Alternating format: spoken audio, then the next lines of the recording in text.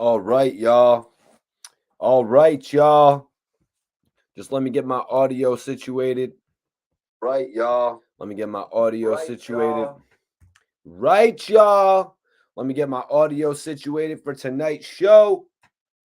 You know, I appreciate everybody tapping in tonight, man. Appreciate y'all, man. Sunday night heat. Told y'all I'd be back. Had to do the whole birthday thing for this weekend. You know, I had a birthday to celebrate this weekend, my birthday, but I'm back tonight, you guys. Back tonight. We're about to get lit. We're about to go live. We got quite a bit to talk about tonight, you guys. We got quite a bit to talk about tonight, you guys. The king of hip hop media, the king of the bloggers is back, and we got to talk about some real shit, you guys. We got to talk about what's going on with Gillie the Kid.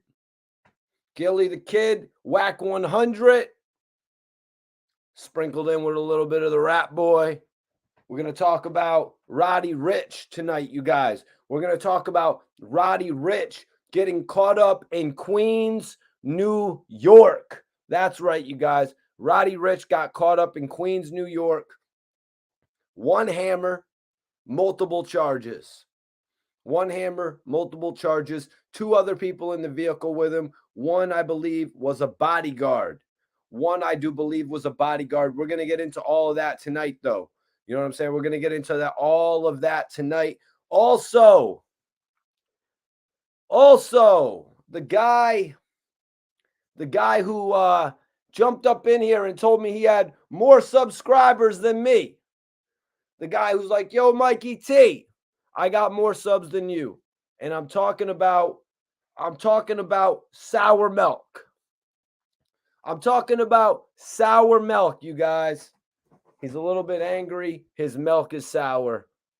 He gets an opportunity. He expects people to be riding his jock. You know what I'm saying? You're more like skim milk, bro. You're more like skim. You ain't that 2%. You ain't whole. You certainly ain't whole. Claiming all different types of shit. But we're going to get into it tonight, you guys. We have a lot to address. I appreciate everybody for tapping in. It's Sunday night, baby. It's Sunday night, baby. It's Sunday night, baby. Come on, bro. Don't be putting no bullshit up in the chat. Don't be putting no bullshit up in the chat. What's popping with you, Randy? What's popping with you, Randy? Appreciate you for tapping in tonight. Appreciate everybody for jumping in the live. Appreciate everybody for sharing this video, hitting that like button. You know what I'm saying? Appreciate everybody for hitting that like button, sharing this video with at least one of your friends, whatever. You know what I'm saying? Whatever you guys do to support the channel, I definitely respect. I was out for the weekend. I had a couple things to do. I had to go jump on an island real quick. You know what I'm saying? I was on my island shit, riding around all over and shit. You know what I'm saying? Smoking up some good ganja. You know what I mean? I'm the blogger that got it. I'm the blogger that got. I don't know about all these other dudes. I don't know about all these other dudes, but your boy got the grab bag. Your boy got the grab bag. Your boy got the grab bag, and I ain't playing, man. I ain't playing with it, y'all. We real heavy on this side. Everybody go ahead, share this video. We're going to get started in just a few minutes. We have quite a few topics. Quite a few topics, you guys. Just getting my audio situated on all accords. All accords. What up, Radio Raheem? Radio Raheem, what's popping with you, man? Mike, we're going to get into that tonight. We're going to get into that tonight. Go ahead, share this video. It's a little hot, man. I'm not going to lie, man. The summertime's feeling good over here. The summertime's feeling good over here, baby. What we rolling up? Oh, biscotti. Biscotti in my body. Nah, we ain't doing biscotti. That shit puts you right to sleep. That biscotti putting you to sleep right away, man. So I ain't going to smoke no biscotti up right now. I'll probably smoke that more near the end of the stream. All right, let's get the dude in here. Maybe Milk can actually explain what Adam22 is talking about. I think Milk is going to tap in here. Ooh, got some good right here to roll up. Milk's going to tap in from the penthouse tonight, baby. Let's get Milk up in here. Milk, you got some explaining to do. Because I'm pretty sure Milk was saying he had more subs than me about last month. About last month, Milk had about 70 subs, 70,000 subs. Let's do it, though. What up, Della? Need everybody to share this video. Need everybody to share this video. Let's get Milk to jump in here so we can have this live debate. Let me bring up my information. About to roll me up some dosi pie. Got some good ass smoke on deck. Like, share, subscribe. We got South Central in the building. Hell yeah, Hot Boy Chili. Hot Boy Chili. Where are you from, brother? Hot Boy Chili said, don't forget about me, Mikey T. I'm a former Cash Money recording artist. We supposed to get up on an interview. Yeah, I appreciate everybody who be tapping in from different labels, man. Former Cash Money artist. We got the homie in here who is rocking with. We got the homie in here who was actually rocking with Priority Records. We got Philadelphia Eagles. What's popping? What's popping with you, man? Philadelphia's in the building. Let me put this up so Milk could see it, actually. I'm going to pin it as well. Oh, Kentucky, Louisville, Kentucky. Louisville, Kentucky. Everybody share this video. Let's go. Mike, you already know, bro. Got the best smoke in the game. I don't think there's any other blogger smoking better than me in the game, to be 100 with you. To keep it 100 with you. And that even goes for Gillie, too. That even goes for Gillie, too. I'll probably outsmoke Gillie. You know what I'm saying? Only one I probably would have an issue with outsmoking is probably Big Snoop. Big Unc Snoop. You know what I'm saying? Uncle Snoop probably would give me an issue when it comes to that.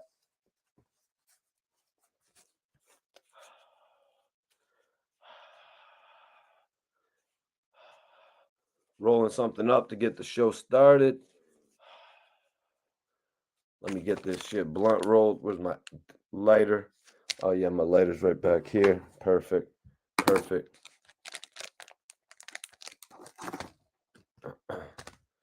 Perfect. Let me get this shit rolled up. Appreciate y'all for tapping in. Been a long weekend, man. I was out. I replaced the blue. I replaced the Bel Air blue, though. You know, I was popping that blue champagne on the island. Popping the blue champagne on the island. I ain't smoked Wiz Khalifa's shit yet, Mike. I haven't smoked Wiz's bud yet, Mike. I'm looking forward to it because I heard Wiz is actually doing a cross strand with Georgia Pie. He's going to do a crossbreed with Georgia Pie, actually. So I'm actually interested in trying that. It's called Baby Powder, Georgia Pie mixed with KK. So I'm definitely interested in trying that out. Tonight, we got a couple topics to speak on, man. We got some shit to talk about tonight, man. First of all, we're going to be talking about Milk. We're going to be talking about Milk TV, Milk74. That's who we're going to be talking about. Adam22 actually spoke on Milk when he went to the Bootleg Kev show, you guys. Salute to Bootleg Kev. You know, he was making his way up for several years now. He's doing his own thing. He's really making his own way right now from going from the radio stations and shit like that. But he's really kept a lot of his momentum. He started to build his YouTube channel organically.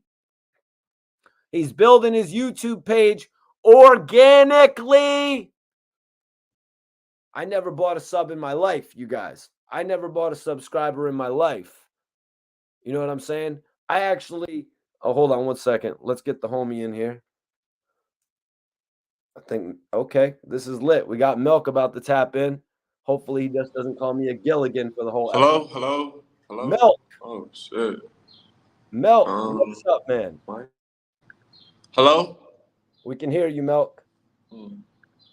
We can hear you. You can hear me? We can all hear you. But I can't hear you. What? Oh, you can't hear me? Hello? We got you. Okay, there we go. All right, cool. Milk, what is up? What's up, bro? So what's going on, man?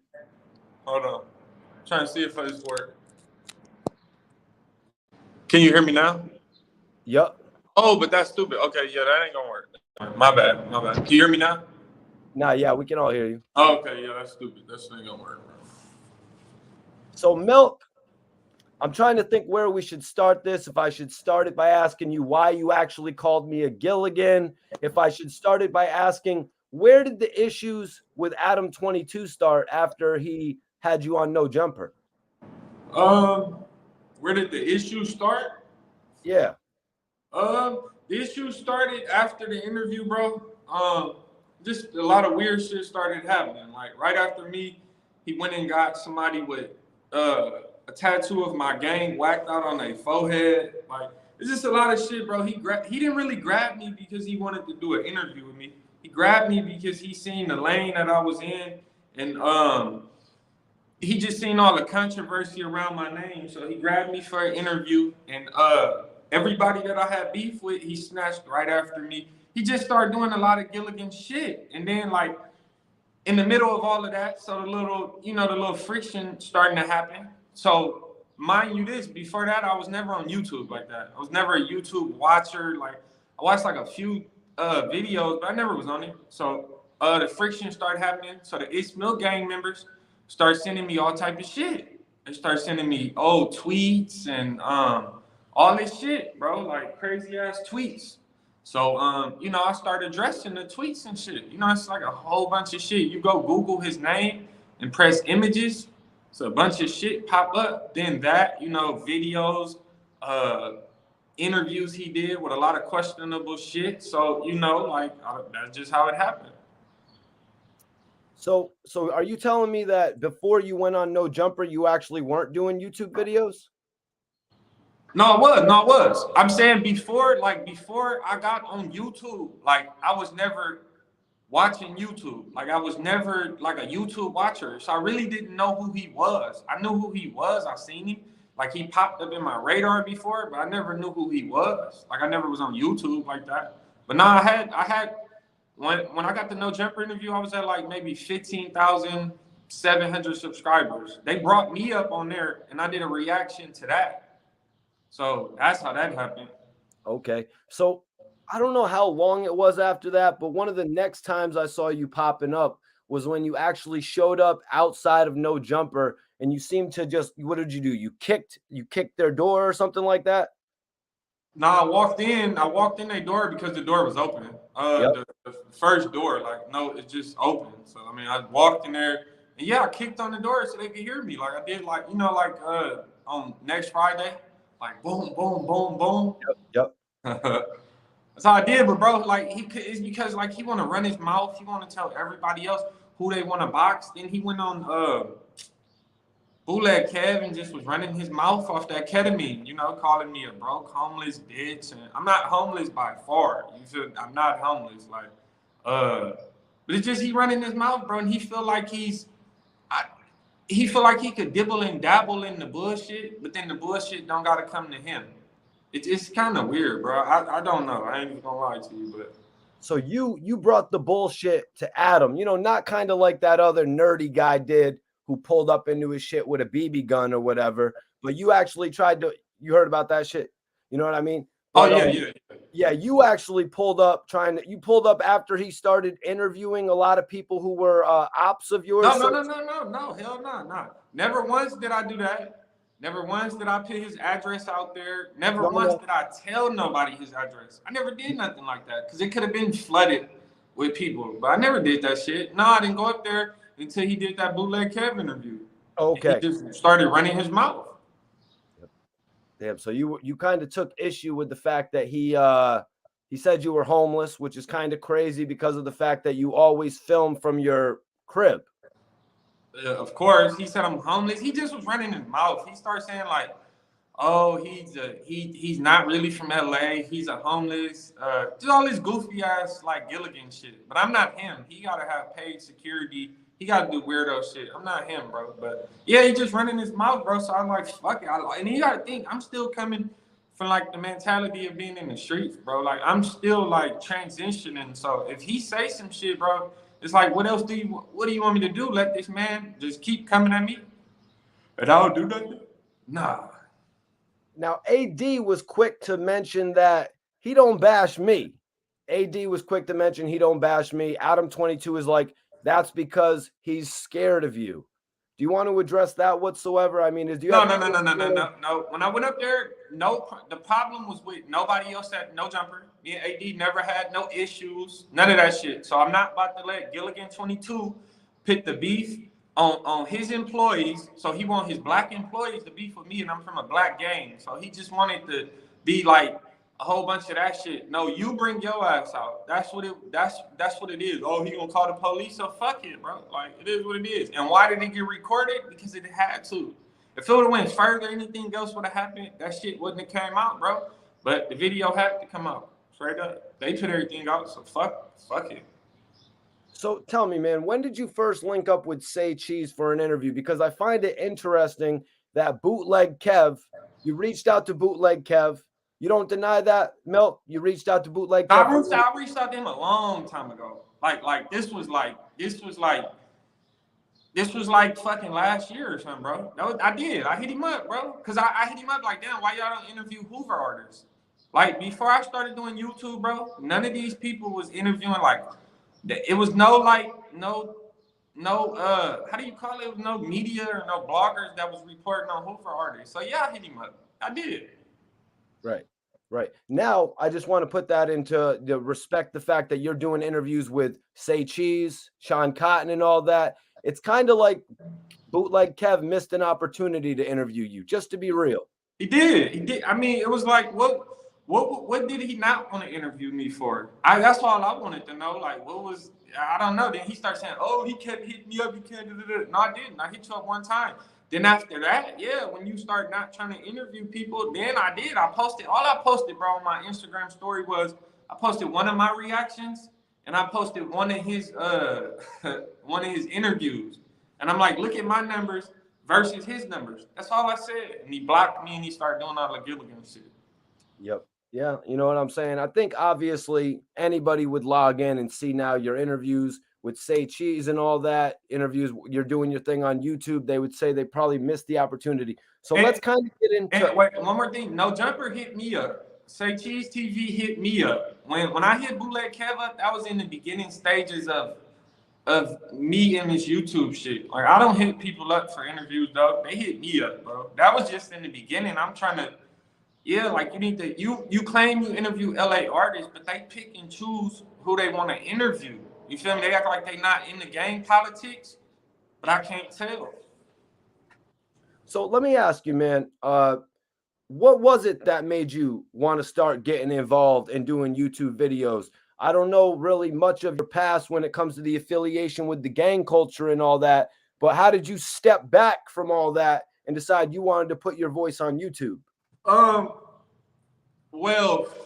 I didn't step back, but I had already started like trying to work, you know, cause it's some shit that's going on, but I can't really get into that right now until it's handled. But, you know, like I had kind of had to leave real quick. And then like 2 months into that, I got a job. So I started working and shit. And then I'm like, damn, I'm a working person now. So I started like working. I'm in restaurant. My first job was UPS, the driver helpers, you know, like during Christmas and shit. I've heard of that shit. Like seasonal jobs. That was my first one ever. They worked the fuck out of me. But after that, I got dishwashing jobs and shit. And then, so I used to come home and smoke. And then I started getting on YouTube. I just used to like look on there. I was watching, I think like the first video I watched was this Bounty Hunter D, like the dude that go like, they do lie detector tests on relationships or some shit, bro. So I looked at that and then I started scrolling down YouTube. Then I started seeing pages where they was talking about LA politics. They're not from LA. They don't know what the fuck they're talking about. And I'm like, damn, you know, if they on here, then what am I doing wrong? And then I'm like, nah, I can't get on YouTube. You know, I grew up not even taking pictures. We didn't take pictures when I was younger. We didn't do that. I wasn't all into that shit, bro. But I feel you. I don't know. Like, I said, fuck it, bro. I got to start doing it. So I started just freestyling. I always liked it rapping.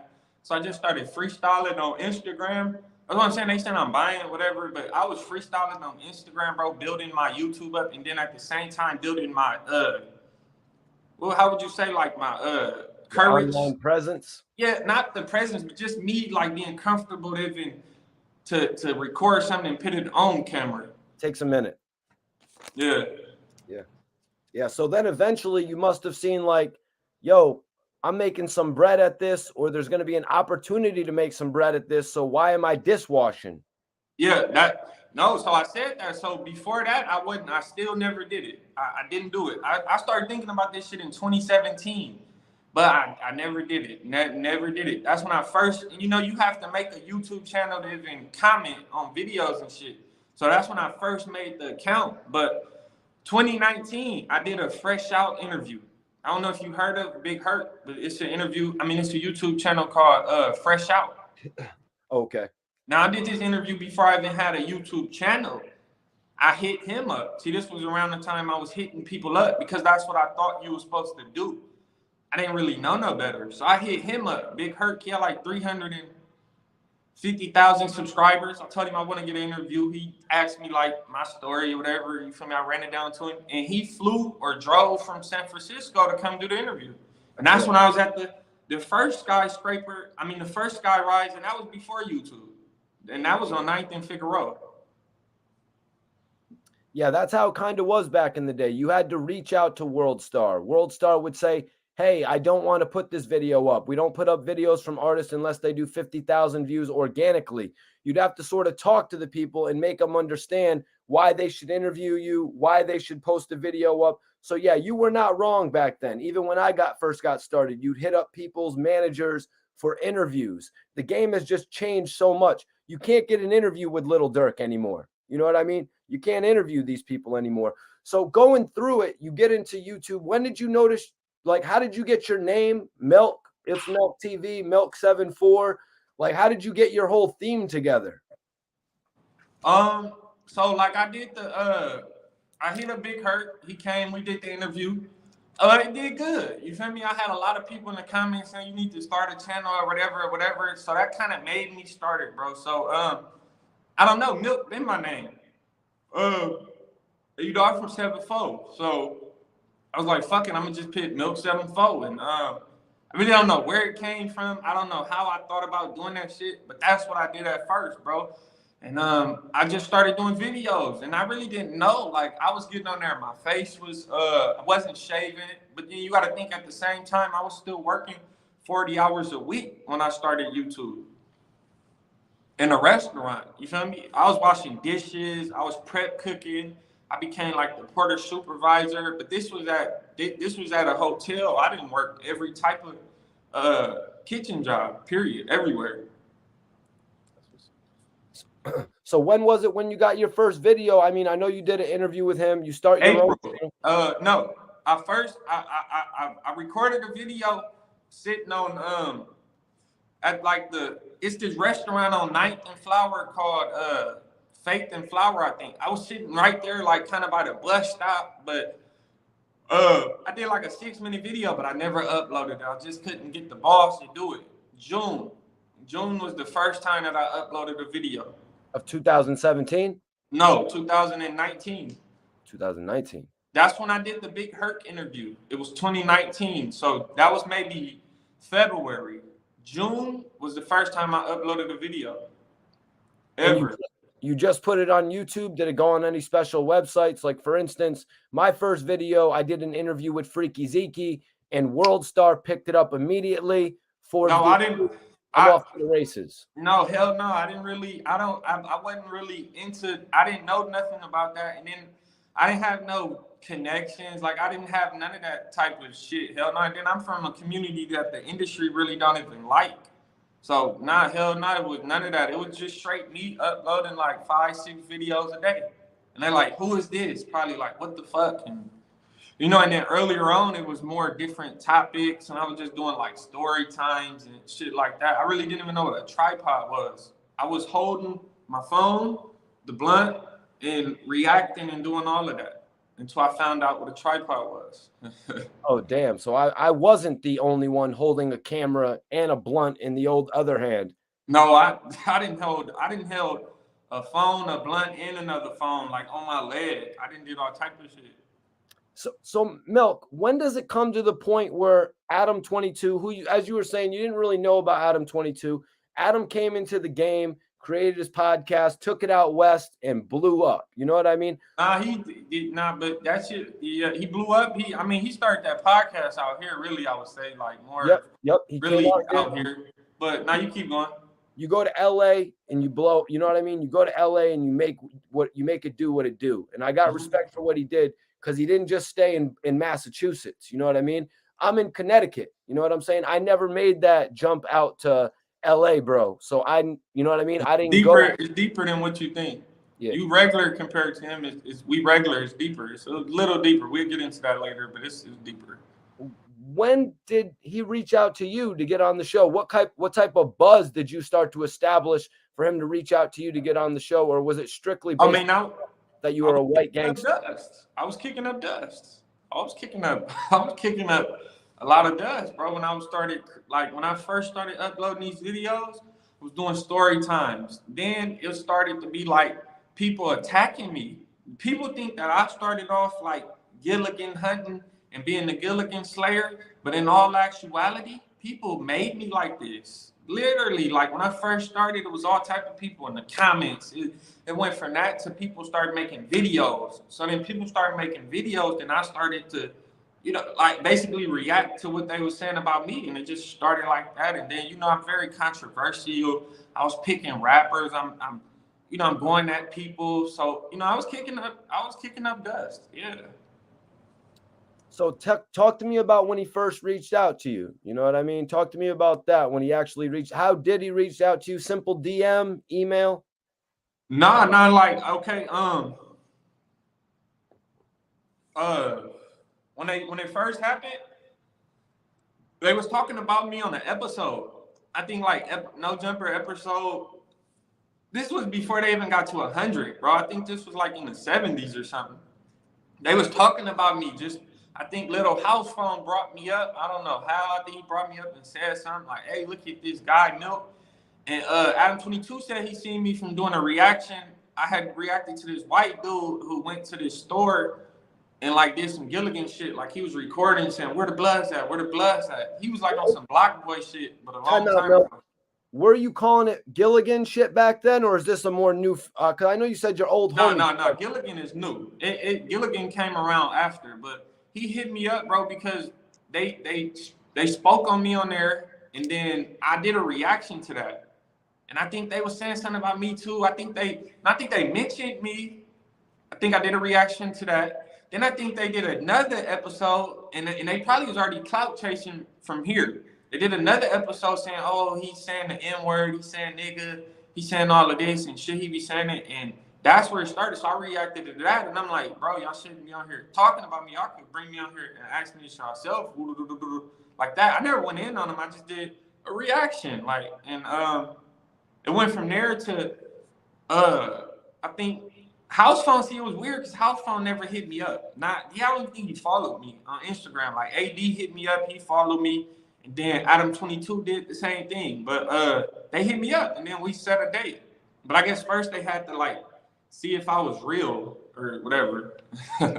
So, yo, Milk, I just got to ask you, man. So you just comfortably use the N-word on video and all that? I did. You did. You stopped at a certain point, like most people? Yeah. I don't even say it. I said it. This is for like I was saying that, but I don't really say it, bro. But I mean, like I grew up my whole life saying it. Like I'm not Gilligan 22 and them. Like I didn't come around. You gotta think this shit is embedded in my head. I didn't have parents that were saying like, no, we don't say this. Like, they saying this shit. They calling me this. This is what I'm, like, so y'all gotta understand. But I try to like, I'm growing. So of course, yeah, like, it's black people that don't even say that word. So yeah. Yeah, I'm just asking you to get an understanding myself. You know what I'm saying? You're on here, you're talking in front of everybody, you're explaining yourself and shit like that, bro. You've grown from that part of your life as well. We've seen other people speak on it. China Mac as well used to use it in his music.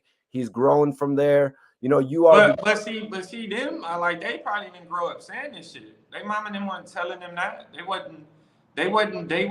didn't grow up around that. That's all I knew. This is all I knew. It's a difference between me and some of them. That's what I'm saying. Like China Mac didn't start really hanging around black people until he went to prison. Like, to be honest, and that's what I really think. Because before that, you know, he was with the Chinese organization or whatever. So it's just different, bro. It was really like, this is all I knew. So like, yeah, of course I tried to, you know, I started trying to catch myself, you know, focus in on it, because I don't want to be on here saying that. Like, and it's not like people is forcing me, like saying, oh, you're gonna not say this or whatever. It's just me like growing, and I'm getting more like intelligent. Like, of course I came from like the streets, like, bro, I was never dumb. Like, I've been smart. Like, I ain't never been stupid. That's how I'm still living. But yeah, I'm just, you know, I'm learning, bro. No, I totally feel you, man. So what was the experience like when you went to No Jumper? Was that your first bigger interview at this point? How was the setup that they had in comparison to what it looks like now? It was kind of the same thing, but it wasn't as much. It wasn't as many like different podcasts on there. It was just really, I think he had just started at the end of the day with AD, maybe a few months before he did this interview. I mean, it was cool. I went up there, you know, it was whatever, but it was like, you know, I was getting kind of strange vibes from him because he came in my face and he, like, you know, it's like he was, in my head, it's like he brought me really on there too, for the views. And then at the same time, he probably thought he was going to expose me or something. Like, I was playing or something. Like, I don't understand how he think I'm going to be in Los Angeles doing what I was doing, making the videos that I was making, playing. I just don't understand it, but it was cool. We went on there. It was a good interview. It's at like 1 million now, so it was a cool interview. Lit.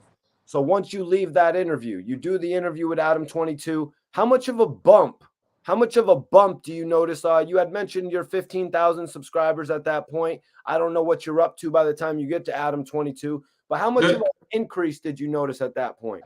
Like when the interview happened kind of fast. It happened from when I did the reaction. So I was at probably, when I did the interview, I was at like 15 something. But you know, they don't just release the interview right then and there. So when it dropped, I probably was at like 15,900 within 24 hours. Being truthful, probably like 13,000, like 14, maybe 15. No, if I was at, maybe I'm counting wrong because I'm high. But if I was at 15, then it had to be like a 10 piece or 11 piece in 24 hours, plus Instagram too. That's the Instagram went up. The Instagram went up probably like, it was probably like at 65, 6,600, and it shot up to probably like 10 or 11,000. So no, it did shoot up. Like I'm probably like, I seen, and it's crazy, but people think like everybody that go on there is just gonna get interviews or just, I mean, the subscribers just gonna shoot up, but that's not true. Cause I seen people go on there after me and they ain't really gained nothing off of it, unless I just stopped all of their traffic. But yeah, no, I went from 15, basically like 16,000 into like 20 to like 25,000. It had to be like 10,000 in 24 hours. So, how much of a time frame was between your interview with No Jumper and his interview with Bootleg Kev? Could you know in your head off top? Bro, that's a long time. That's a long time. That's a long time. It's been so much shit that done transpired since me even going up there, bro. This shit was me doing the interview. That was maybe, I think I did that interview. I want to say it was it was probably 2019. No, it had to be, maybe it was 2019 or 2020, I think. It was the beginning. It was March 2020, I think. It was somewhere around there, like, because when that shit happened. The Bootleg Kev interview? Nah, the where everybody got sick and shit. I don't even want to say the name. January or February 2020. 2020? Then yeah. Did I go during that shit? I low-key think I went to the interview during like the beginning of that shit, to be honest with you. I really think. I think it was March of 2020. The Bootleg Kev shit happened recently. Not that recently, but that shit probably was like 7 months ago, bro.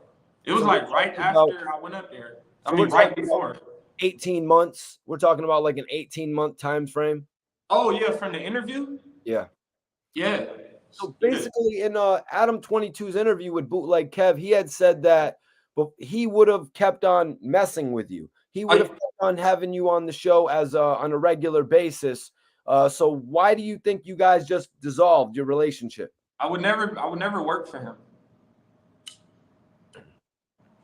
I would never go to work for him. You know what dissolved the relationship? Him doing that shit what he did with Cluck Mac. You supposed to be, you're not even involved in the streets. You're a media person. You shouldn't be interviewing him. First of all, like you shouldn't be interviewing him and he got a Los Angeles gang crossed out on his head. I don't care if it's mine. I don't care if it's my enemies. I don't care who the fuck it is. You shouldn't have never did that, period. You kind of crossed the line, bro. You think I'm gonna have a relationship with you, like have a friendship with you and you doing content with this Gilligan? That's saying disrespecting my gang in every video. Period. Just doing Gilligan shit in that face tattoo. Come on, bro. Nah. Fuck no. And then he started doing shit like, bro, I was saying like I'm about to interview people because I was starting to interview people in the beginning. I was like, okay, I'm gonna interview people. I started saying I was gonna interview people on live and it's Gilligan, bro. He's going to snatch him, bro. Then he's taking them on the interview saying, yeah, I'm tapped into the streets. You don't even know who they was, bro. Like I did Big Sad, bro. I interviewed this rapper, LA rapper, Big Sad 1900. This was like a year ago. Interview him. 4 days later, bro, he interviewed him. He called him for an interview, bro. Like it was just a whole bunch of Gilligan shit happening, bro. It's like you trying to like do everything that I'm doing, or you think that I don't know, but it was really the Cluck Mac shit too, bro. And then from that, the C-Mac shit, that just opened up a whole can of like all type of weird shit that he do, bro. And just because he gave me an interview, that don't mean that I'm supposed to be a hoe, be his like hoe or something, because he gave me a fucking interview. You know, that wasn't my first interview. I did an interview with Big Hurt. He had like 350,000 subscribers. But just because you do an interview with a person, that don't mean like if you feel like they doing something, you just gotta like, don't say nothing, bro. Like then it's just he feel like he bigger than the program. Like he feel like he don't gotta explain nothing or he don't gotta talk about shit or like. It just, just all type of weird shit, bro. Like, I don't just come at people for no reason. I don't. Like, it be all type of shit building up, like, weird ass shit, bro. If you seen somebody that you just interviewed and then, like, they go back and interview somebody with where's AR Abnum from? If they got their shit whacked out on their forehead, like, what type of weird ass shit is that? It's kind of, like, goofy to me. I don't play like that, and I don't straddle the fence. I don't do that. I don't straddle no fence. Like I'm on one side. I don't play two sides. Like so I'm not about to be cool with you and then you interviewing this dude with this tattoo and this Gilligan ass shit. You already got a platform. What are you interviewing him for? You don't need him unless you need him for views. Like that he thrive off that shit. I think he more so just saw a talent in him like he saw in you. And like what talent he seen in him? He didn't see no damn talent in him. A lot of people would have said the same thing when he had the Island Boys on there. You know what I mean? A lot of people would have said. But the Island Boys ain't got no fucking gang whacked on their fucking forehead. Like he know what he doing, bro. Nope, I hear what you're saying, man, and that's. I'm not talking about no industry shit. I'm just talking about him. He know what he doing, bro. He got a fucking gangbanger off the street who went viral for fucking for dissing people and having that tattoo, and he interviewed him. What did he see in him? You know what he's seen in him? He's seen the motherfucking controversy, the motherfucking all the drama that was gonna be brought up. He saw all of that. That's what he saw. He didn't see no motherfucking talent. He didn't see no he seen motherfucking views. That's what he's seen. He's seen, I'm gonna interview him, then I'm gonna be able to ask everybody else about him.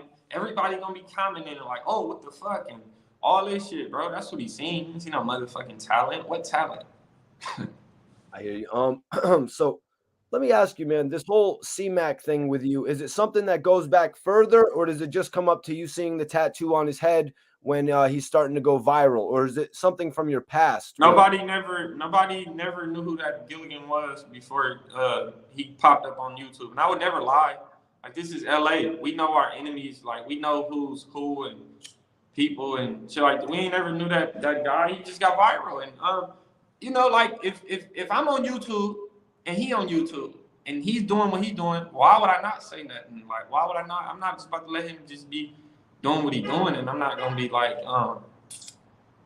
coming at him. Yeah, no, I ain't not just about that. That's like he keep getting in the video every day saying fuck ARF, fuck ARF, fuck ARF, fuck Oh, ARF. yeah, you know I was. Then you just keep watching that shit. People keep sending you that shit. You just gonna be like, what the fuck? And then it's like if you really is from this shit, like if you really like love them or you fucking with them people, you gonna be like, nah, bro. Right. Fuck that. No, you're 100% right about that situation. And another thing I want to bring up is, wasn't it Draco the Ruler who said Ingle weird on No Jumper? That's another thing. He drugged that beef on, bro. Like a lot of people, you know, a lot of people is infatuated with people these days because if they got a platform or something, they be like, oh, you know, I don't ever want to say nothing against them because even though you should be real, and then they'll fuck with you more. But it's like these people out here be fake, bro. He kept doing that, bro. Everybody he interviewed, it's about, oh, how do you feel about him saying Ingle weird? Like, what you gonna do? Like, it's a million other things that you could be talking about instead of talking about focusing on that. You're in the wrong anyway. You have no business. I mean, I know it's 2022. I know it's hard because game politics went on the internet, but it's just like, bro, you have to know how far to go, bro. Because in a minute, like, eventually you're gonna put yourself in some type of shit. You know, he talks shit about Vlad, but he don't really, I don't see him aligning himself with gang members and doing all this shit. He would never interview C-Mac. Never. I don't think Bullet Cat will interview C-Mac. That's it won't happen.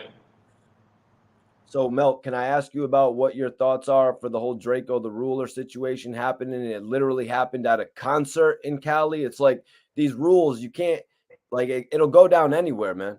Yeah, no, it'll go down anywhere, and it's just like, bro, when you you know, when you going up against gang members and people who, you know, was at 18 years old on a level 4 prison yard, like on a serious prison yard, like, you know, where it's no fighting, it's all knifing, like people that have been to YA, you can't not be like just on regular type of time and beefing with these people, but it's real serious, bro. This shit will go down anywhere. But when you you know, when you moving like that, bro, you have to move.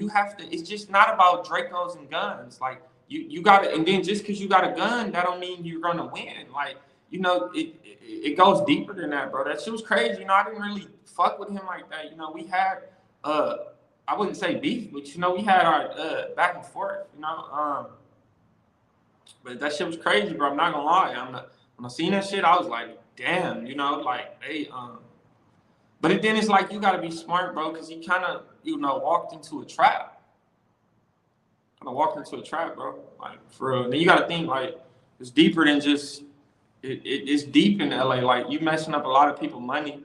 You know, it be people from both sides that mess with each other to get money. So then people from them both sides will get you up out the way to, you know, keep their money flowing and shit like that. So it's just, you know, you gotta be on your shit. People wonder why I don't be with people. I'm not about to be with nobody.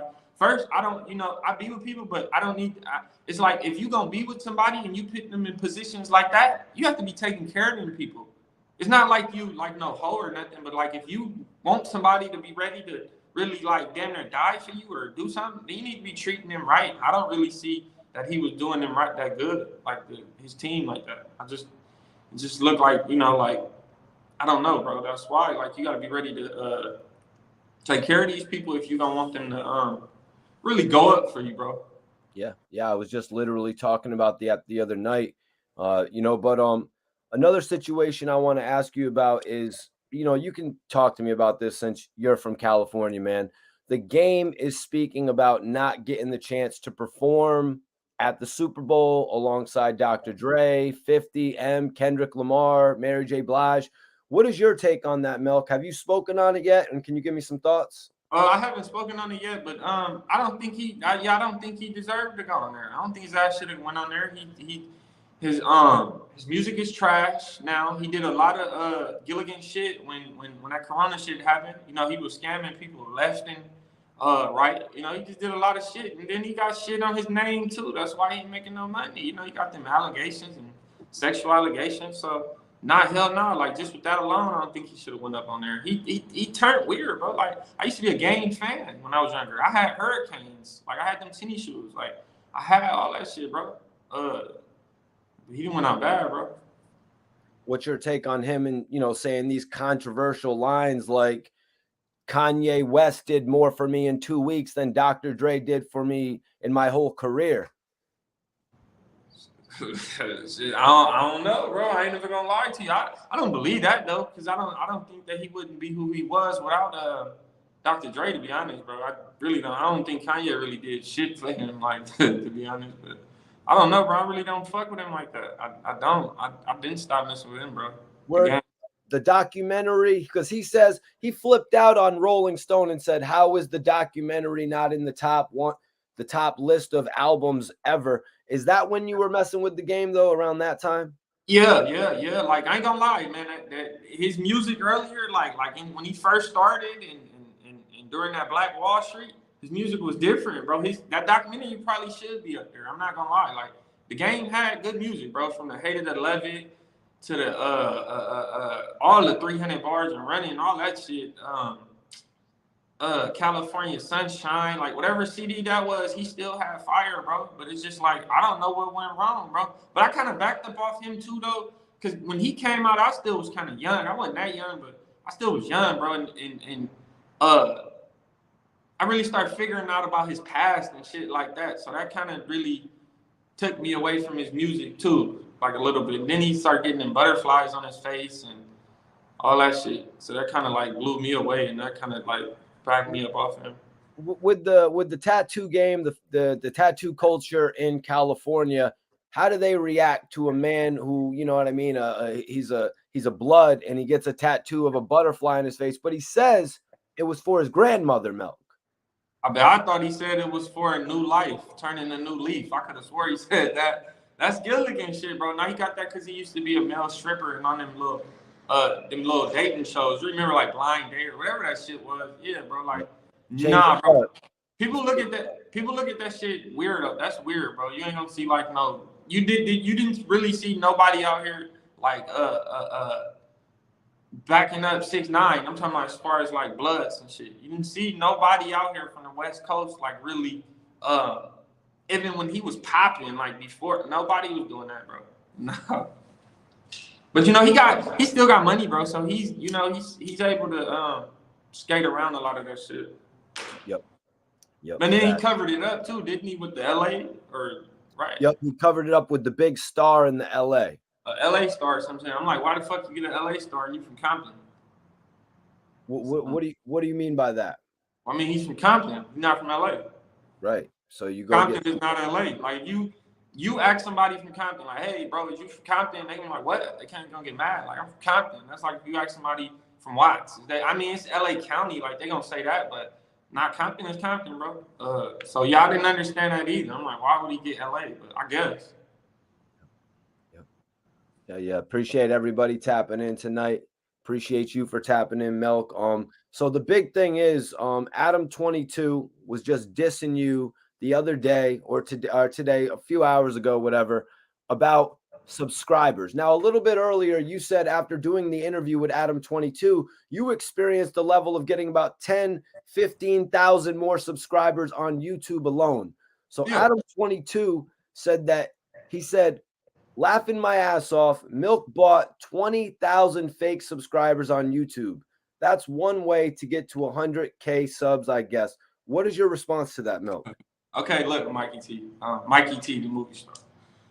That's that Gilligan activity. Now you tell me this, why the fuck would I buy subscribers, bro?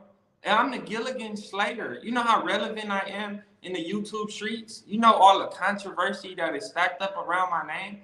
What do I gotta buy subscribers for? It's 4 or 5 people that make videos on me every day. If you go type in Milk74, it's Milk TV, this is on a daily. So if 4 or 5 people or more make a video about me, that's chances that the people that see that video or they subscribers is going to subscribe to me. I've been doing like on the worst day, 300, 200, on a good day, like whatever, 1,000. I don't even look at that shit, but I see it like on the YouTube studio because that's downloaded on my phone. Keep that on my phone, bro. I didn't buy subscribers, never did. Like, don't you think if I was buying subscribers, don't you think that I would be cashing it out and getting a lot? Like, after an interview, like, if I did a Say Cheese TV interview, I could have just cashed it out. And I didn't even know about this shit. Then you think that I would risk my channel, all the bloodshed, the sweat, the tears, the days sitting outside, all on the curb. Bro, when I first started, I was sitting outside next to a dog park in a parking structure on the curb, like on the ground, bro. So no, like, you know what happened, bro?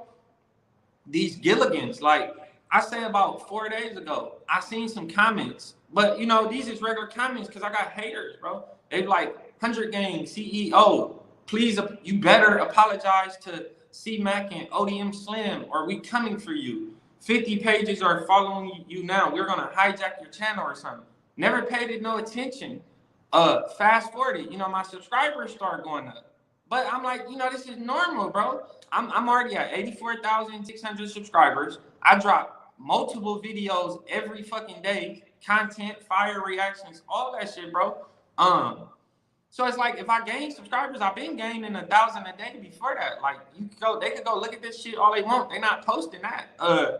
And it's like, so the subscribers was going up or whatever the case was, and they telling me like, you know, what is going on, bro? You just got like 3,000 subscribers, and like, then they say you got 9K in 24 hours. I'm like, okay, I got 9K in 24 hours. I just did the reaction on P-Wo Vicky interrogation video. No Jumper just talked about me in the interview. They released the clip, No Jumper clips with my title and my name. So if they doing all of this with 4 million subscribers, why I couldn't get 9K subscribers? But then this would happen.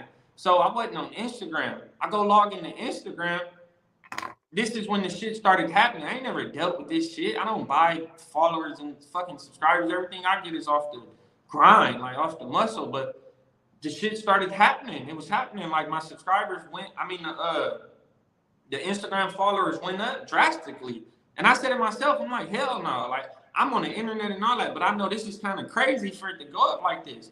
And when I went and looked on it, it was, you know, like all the little Indian pages with the little like Indian people, fake profiles, bro. So I'm like, damn, what the fuck is happening? So I'm starting to Google this shit, and now they starting to just attack it, bro. Then that's when I figured it out, bro. They screenshot this shit.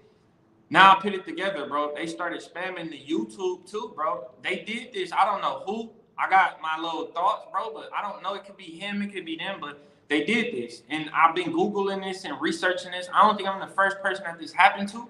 But they basically like bought subscribers and bought followers and strategically, because it's crazy how you could just go buy this shit and just use a URL, like somebody link, and this shit can happen. So they strategically, and it's not cheap. Like, it's not, I don't think it's cheap to actually do it. They strategically bought Instagram bots, like they ran the fucking Instagram followers up to like 34,000. On your page? What? 34,000. And I'm like, no, I was just at like fucking 6,800. Never, like, it's not possible, bro. And then that's when they started. So it was a calculated attack, because they just can't stand that I'm hitting 100K. I'm gonna hit 100K regardless. Like, see, and it's the thing about this shit. So they did this in a Gilligans because I don't know what they thought was gonna happen. Like, my subscribers don't know. Like, they act like I walk down the street, people know me. They know, oh, milk. This ain't fake. None of this shit is fake. But what they don't know is that YouTube has like a system or whatever, that it started in 2020, that it goes through the subscribers, like automatically. Like, it purges subscribers. And, you know, like, your YouTube subscriber count on the actual YouTube app is different from the YouTube studio, because it takes 48 hours for it to actually, it's gradually coming in. Yeah, it have to go through a check. So what they did was they spent a couple dollars and they flooded it. They flooded the YouTube and they flooded the Instagram at the same time, so they could be able to go screen record this goofy ass shit and make videos and hope and pray that, oh, people like, oh, I don't care. Because let me tell you something, bro. All the talking that they doing, that just made me trending that day. That Wack Kashi 69 posted me. All I did was make me trending. So the the more people that you show me, that means the actual people that's gonna go fucking subscribe to me. I drop content every day. Now let me clear this up. YouTube, I did not know. So when I did the 100K video, that was before the shit cracked off on the Instagram because I wasn't on there. When I went on there, I'm like, oh no, something not right, bro. Then I started researching, going to Google, hitting what the fuck is bot subscribers and like bot followers and seeing how do they do this shit or whatever it is. But you know, I posted this shit. I went on YouTube and shit. It says they automatically go through there. So right now, if I go on my YouTube studio, it's back to the regular subscriber mark that it was at. Basically, I was at 84.6, and I'm at like 86,000. So that's regular for like 4 days and all this controversy and all this shit. So the haters is trying to take me down, but they gotta understand that YouTube is very strategic. They focus on IP addresses. It's a whole bunch of shit. So right now, basically in YouTube, can't nobody really fake subscribers. I don't know how it was going before and shit like that, but it's not the same. And I seen videos where they said that a lot of people, when this shit first cracked off in 2020, they had like a lot of subscribers. And then when they went back, they didn't have them no more. One thing I can say, and everybody that been looking at my channel has never had a drastic change in subscribers, like losing subscribers. I've been fucking gradually, organically gaining my subscribers, bro. I went from nothing to this, and they can't handle it. But when you the Gilligan Slayer, I guess this shit come with the, you know, it just come with the territory. But nah, bro, I would never. That's Gilligan activity for you to even be doing that. You feel me? Because at the end of the day, it's just Gilligan shit. Even if YouTube wouldn't catch the shit, it's just stupid to do because at the end of the day, what about the views? What about the likes? So you're gonna be spending all this money trying to do all of this shit? Then you can't tell me nothing because when I drop this merch, then they really gonna see. But they can see now because I'm gonna do a video tomorrow showing the YouTube analytics, the views, the subscribers. Like that's why it dropped, bro. The subscribers dropped, and I didn't know what was going on. I ain't never dealt with this shit. They know about this shit. They already know about this type of shit. I don't, but it's okay because you would never stop me. You would never break me. I won't bend. I won't fold. The more they talk about me, that means the more people is gonna come low. That's what they don't understand.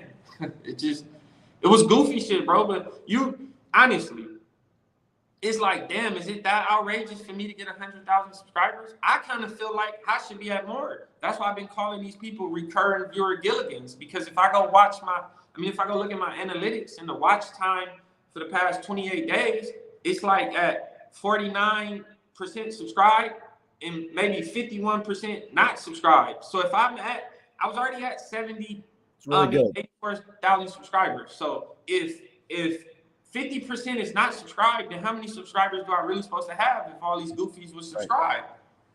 Right. So this is all I'm saying, look. They trying to sabotage me. No, are they trying to sabotage Milk? Are they trying to sabotage Milk and they cut him off my stream? We back. We're back. We're Gucci. I thought they were trying to sabotage me right there. They not for real, bro. Like I deal with a lot of shit, bro. Like they be coming at me all type of ways, bro. Age restricted videos for no reason. Vlogs that's getting age restricted for no reason. They try to do a lot of shit to try to deter me from continuing. But I won't, because what they gotta fail to realize when I jumped in this shit, it wasn't for money. It wasn't like I wasn't doing this for money. Like I was already working. I had a good job when I landed. Like one of my last jobs for YouTube was at a hotel, bro. I was getting like the starting pay was $16 an hour to wash dishes in a hotel.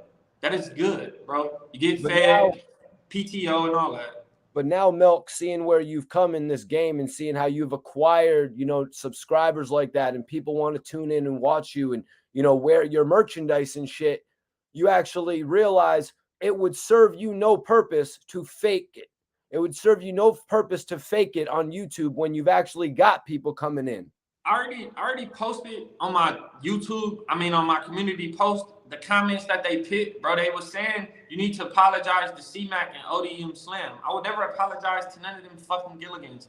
I don't need to buy subscribers, bro. If I got Gilligan22 in his feelings and he got 4.7 million subscribers, and he's posting me on the Instagram that got like 1 million followers, then what the fuck do I need to ever? Why do I need to?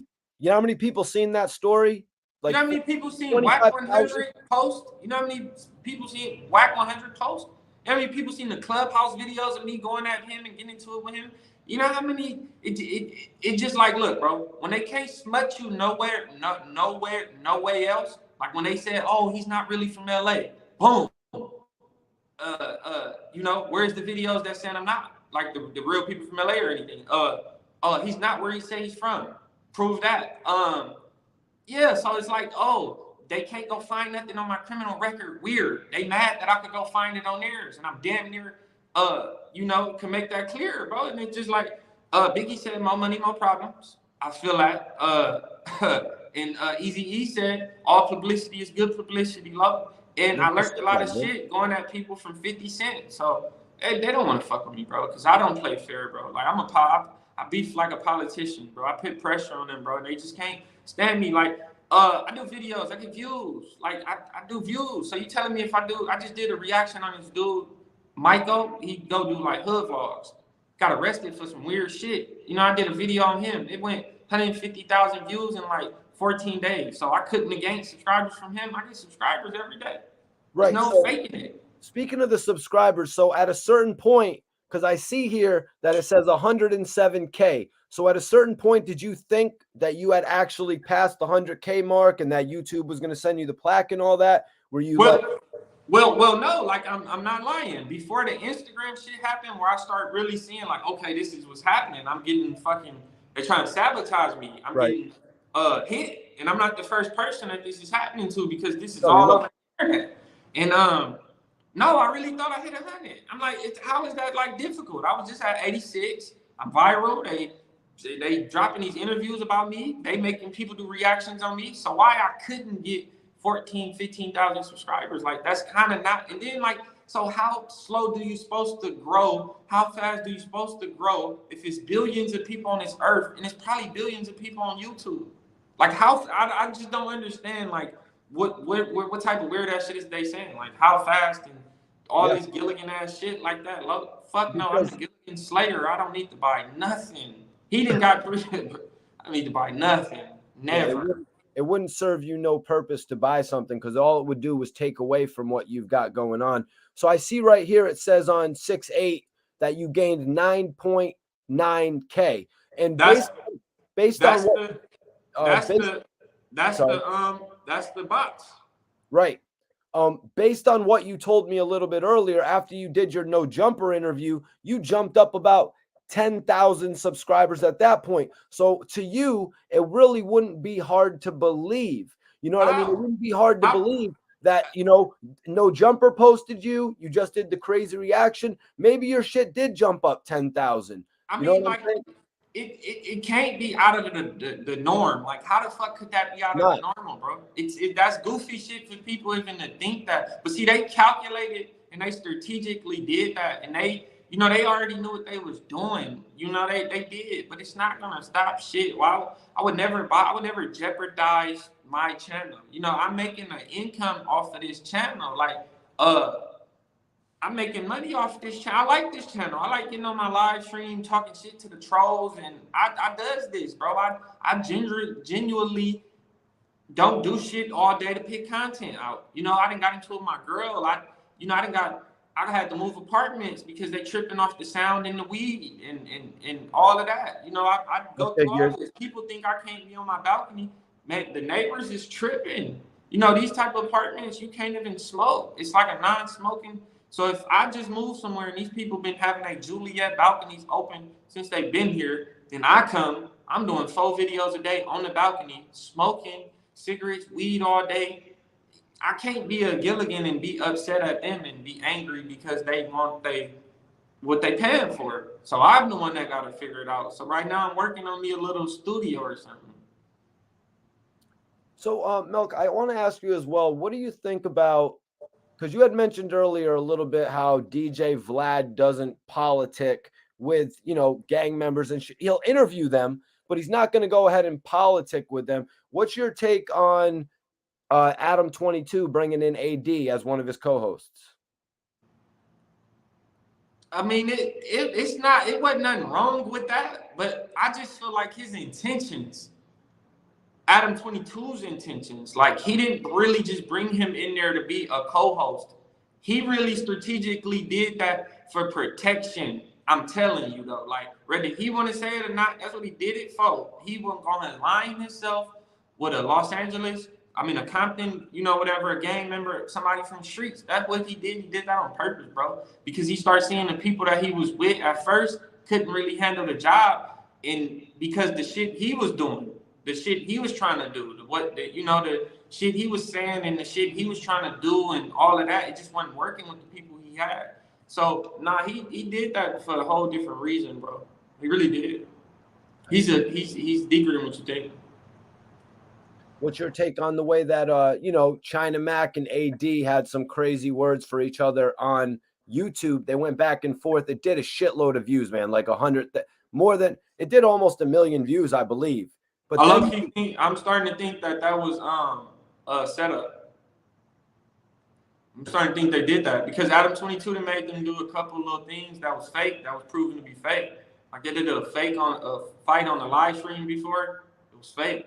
It's proven to be fake, bro. He did a lot of weird shit to me, like when the dude put the gun out on him on the live stream. That shit was fake. That goofy ass shit was fake.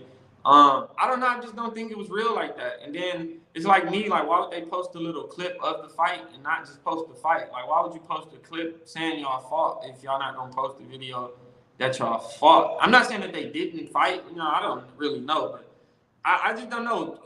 Anything that got to do with him, I question it. Anything that got to do with Adam22 be a question for me, because it's always something like a deeper motive than what people think.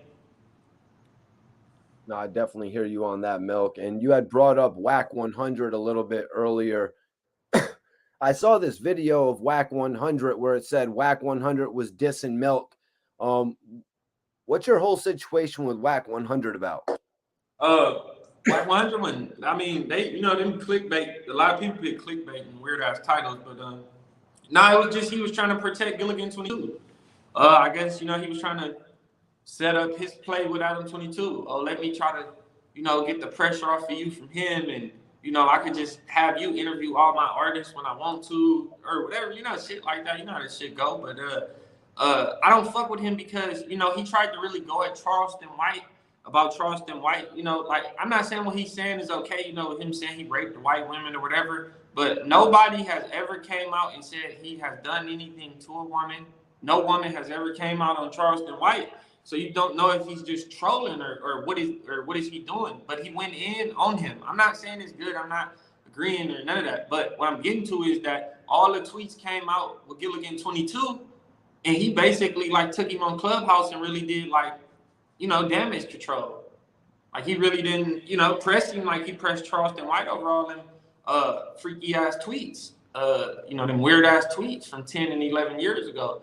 And that shit is real, so I don't know. I don't mess with nobody like that, bro. I'm really not about to be with nobody with no crazy background like that. And then allegations, you losing deals with Atlantic Records over allegations of these women. They not just gonna really drop you from this deal if they ain't really did their homework and it's looking to be true. And then if that's the case, you would have hit them with defamation or something, a lawsuit. So because you're not from the streets, so you would have sued them in a heartbeat. You're talking about Adam22's no jumper deal with Atlantic Records. Yeah. You know why he lost that, right? Well, I heard they were trying to push artists on him like Skinny from the Nine and stuff, and he really wasn't feeling it. Do you know why he lost that, right? No, not really. I don't know why he lost his deal. Yeah, I think he said it too. He lost it because of the allegations of a few women that said he raped them. Oh, geez, I never heard about that. But man, you kind of out the loop. He kind of lived a wild skater lifestyle. You know what I'm saying? Before. He was a 30-year-old BMX biker. You a 30-year-old grown-ass man want to be around little-ass kids. You went on tour. Milk, that's how they are, bro. All these. But his father tied into Bill Clinton. Bill Clinton was tied into Epstein. He went on tour with He went on tour with Little Pump. What's the problem with going you on go tour? on tour with a little kid. You're around a little ass kid doing drugs all day. You're around a little boy, so that little boy got teenage girls around him, bro. It just don't look good for you to go on this tour with all these allegations, all this shit, these pictures of you with questionable ass girls in these pictures that look young. It's a whole bunch of shit, bro, that's very questionable. So why would you go do that? Why? Like, what do anybody in their right mind? I understand what you're saying to a certain degree, but no. I'm not about to go on no tour, no 15-year-old boy and stay in the same area as them. I'm riding in the same vans with them. I'm smoking weed, doing all this shit with these kids. Whoa, grown ass men. Bro, Milk, if we're gonna tell the story like it is, let's not cap. These dudes aren't just smoking weed. I'm smoking weed. These dudes are popping pills and all different types of shit, man. Oh no, yeah, that's what I'm saying. You doing drugs for kids, bro? Yeah, pills, ketamine, powder, liquid, all. But I'm just saying, bro, why would you be a 32-year-old man? You're not this motherfucking manager. I don't even think the managers is around him in these rooms like that and doing all this shit. Like, nah, bro, just that shit is weird to me, bro. It's not normal, bro. Well, on the real, man, you know what I'm saying? Like, I've watched a lot of those videos you're talking about. You know what I mean? I've watched a lot of those videos. Adam was at a different place in his life back then as well. You could just what that mean? So he could be a creep. He could be a fucking creep 10 years ago, and then just because he got a platform now, now it's just like, oh, he could be a creep and it's okay. Nah, I don't rock like that, bro. I don't get down like that. I don't. Like, you're not gonna be a creep and then just like you want to be a creep and then like 10 years later, that's like somebody snitching that's in the streets. They tell and then 10 years later, like they act like it's okay. Like, oh, I told 10 years ago. Like, what type of shit is that? Dude, I got a poll up right now of who y'all rocking with. I don't know if you could see the poll, Milk, but I got a poll right now of who y'all rocking with, Milk or Adam22. And Malvo says, yo, can I take my vote back? I didn't know this about Adam. So, but yeah. So, Milk, all y'all gotta do is go do some research, bro. He tried to do a lot of damage control. I lost like 2 or 3 Instagrams putting pressure on him though. For real. Like he's getting my shit took down. Yeah. Like putting the pressure. It's a lot of he did it. It's a video, bro.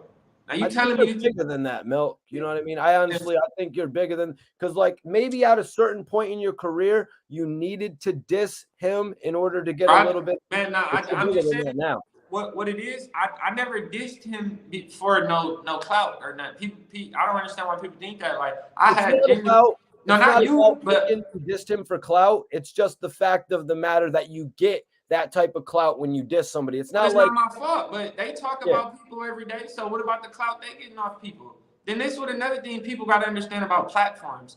Just because you got a platform, that don't mean like you're bigger than the people that you interviewing. Because if you wasn't interviewing people, you wouldn't be getting subscribers. You wouldn't be shit. So it's like a two-way street, bro. That shit don't mean nothing, bro. Like they clout chase people all day. Then, if that's the case, what about all the people that podcasters talk about? It's the same shit. Then some people knowingly do it. I just got fuel to do it, bro, and it was just like, damn, it was a lot of it's still so much shit, bro. It's so many questionable videos he sent to the little boy, Lil Max, like, oh, what are you doing that night at school? I'm gonna fucking come rape you and like, all type of weird shit, bro. I don't know nothing about that. I don't play like that, bro. It's just a lot of weird shit. But I want to ask you, man, what's your take on Wack getting released and all the audio by Hassan Campbell, where he was speaking on Nipsey Hussle and all these guys, man? What's your take on that? Because Wack has taken a lot of hate from going against Nip, a West Coast legend. I mean, it's just that's just the way it is these days, bro. That's just how it's gonna go. If you somebody, like, you got any type of relevance on the internet, if you got something on you, shit, I mean, it's gonna come out, bro. Like, that's just something they gotta deal with. But a lot of people run their mouth on the phones. You'd be surprised. Like, a lot of these people run their mouth on the phone. They just, I don't know, bro. Like, that, it's shit crazy because how Hassan Campbell leaked it. That's really what makes it crazy. But I don't know, bro. I mean, well, how does like people from Cali look at Wack 100 talking all this stuff about, you know, someone who's passed on to somebody kind of irrelevant to the situation, Hassan Campbell. I mean, he's a big media guy, but he's not from the West Coast. I mean, but Nipsey Hussle wasn't like a big rapper, so I mean, anybody could talk about him. That's like you got to understand that when you become like a rapper or something, anybody gonna talk about you, bro. But yeah, he shouldn't be talking to him like that. But I mean, that's just he was having a normal conversation, got recorded. Somebody did what he do to people, and they recorded him. So that's just teach him a lesson to stop talking on the phone. Probably, I bet you don't probably talk like that on the phone to people no more. Cause yeah, he got a lot of slack off of that. But I mean, that shit is what it is, bro. All that shit wasn't gonna do nothing. If a video came out like that anyway, it was not gonna do nothing to Nipsey. I really doubt it. So what's your take on the fact that Hassan Campbell said they were working on a podcast together? Do you think there's any truth to that, or do you think that's not true? Who, him and Wack? Yeah. They probably was before that shit got leaked. Or Wack probably thought Hassan Campbell was gonna do that, but Hassan Campbell too worried about getting snaked by Wack, so he trying to attack first before he get attacked. So I think that's what it was. It was a lot of pressure. He just was feeling a lot of pressure, bro, and he snaked him before he got snaked, bro. You gotta think you're dealing with a person who sat down with a rat, who you know come from the streets and sat down with a rat and managing a rat and shit like that. So if they do that, they'd do anything. So, yeah, that's why they do this shit. They're sending bot followers to my Instagram, hoping that like it'll take me down or something like that. But nah, shit won't happen, bro. Like, nah. You know, you do. You're not really. You don't do interviews, like you said. You were going to do interviews, but you really have focused on what brought you to the game, the reaction videos. Yeah. You know, so you're in the lane, media guy. You know, you're getting into this shit really heavy. We've seen both ends of the spectrum. Gillie the Kid turned down 6ix9ine for an interview. Hassan Campbell took the option to interview 6ix9ine. What do you think you would have done? And what do you think about Gillie turning it down and Hassan taking the interview? Hassan is a Gilligan. Gillie did what he was supposed to do.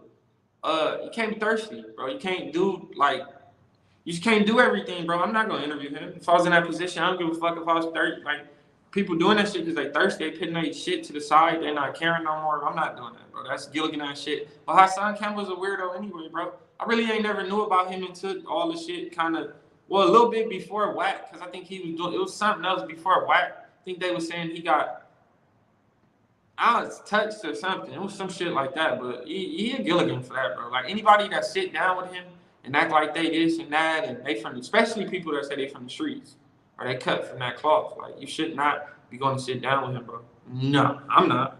I would never do that. Couldn't pay me to do that. Adam Smith said Gilligan Campbell. Yeah, Gilligan Campbell, that's his name. You know, I come up with crazy nicknames for people. I'm going to make one for him. Hilarious. Yeah, it's kind of crazy that Wack let himself get put in the position to be recorded by Hassan Campbell. Because he probably would, he probably didn't think that they do that all the time. You know what I'm saying? I don't talk on the phone, me personally. And then, especially after shit like that. But it was shit before that. People leaking phone calls and shit like that. I don't talk on the phone. I barely talked on the phone before that because of the people, you know. I never want to get caught up in no shit like that with them elite alphabet boys. And people with them jackets. But yeah, shit weird, bro. People gotta stop talking. But he started getting a lot of slack after he tried to, like, after that Clubhouse video with me and him. What up, Ooey? Everybody give Milk a second. Share this video. Share this video, you guys. Dope to have Milk tapping in. We're gonna get into some of the news in just a little bit.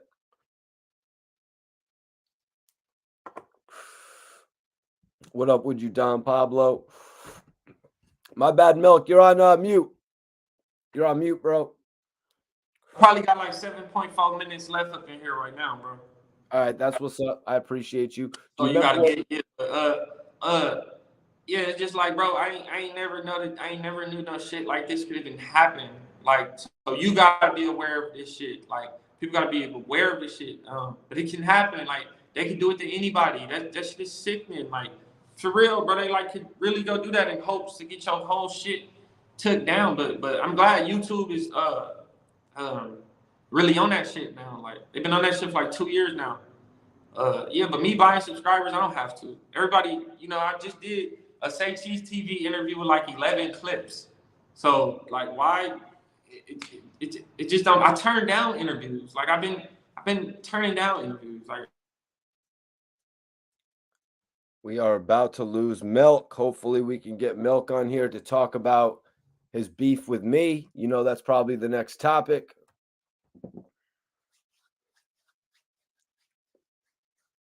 I'm wondering if my Gilligan card has been revoked. yeah, I got 7.4 minutes, but yeah, bro, that it's no that was my girl, but it's no oh damn, it's man. no purpose, bro. Like, why? Like, it's not like I'm like a. You got certain people that's on YouTube that don't nobody know who they are. I'm not one of those people. I go outside and it's people that's taking pictures with me, people running up on me. You think I'm getting that from bot followers? You think I've been? Then why, if that's the case, and I've been on YouTube this long, and when they start doing them drops and purging all the spam, closed, fake subscriber, why my shit never dropped? Why I never lost no massive amount of subscribers, bro? My shit been organic from the jump. Everything I do is organic. I don't like it just, like I said, when they can't smut you no other way and they feel you a threat, they don't come after you. But it won't stop me. Yeah, like I already started a second channel. I've been started that, but I've been starting to like upload little other videos on there so I can start building that one up as well, you know, so in case the shit happens. Because I can deal with a lot of stuff on here, bro, from strikes, community strikes. Like, they didn't, boy, I learned a lot of stuff. I learned all about the copywriting, about fair act use. I didn't have to go to bat for the fair act use thing. They tried to take my channel before. I didn't been close to the shit. It didn't almost got real a few times. Yeah, bro. And before you post a video where you're showing all your YouTube analytics, my man Iceberg was telling me that shit might not exactly fly. I'm not too sure, bro. I don't want to stop your steam. Well, I don't care what the people that don't know what they talking about is talking about, because like I said, you could go Google it yourself. You could go on YouTube. You can go look up this shit. I'm not the first person that this happened to. It's just a bunch of people that don't know what they're talking about. Speaking on shit, I don't have nothing to lie about. I have nothing to hide. Yeah, I nothing know. to lie about, bro.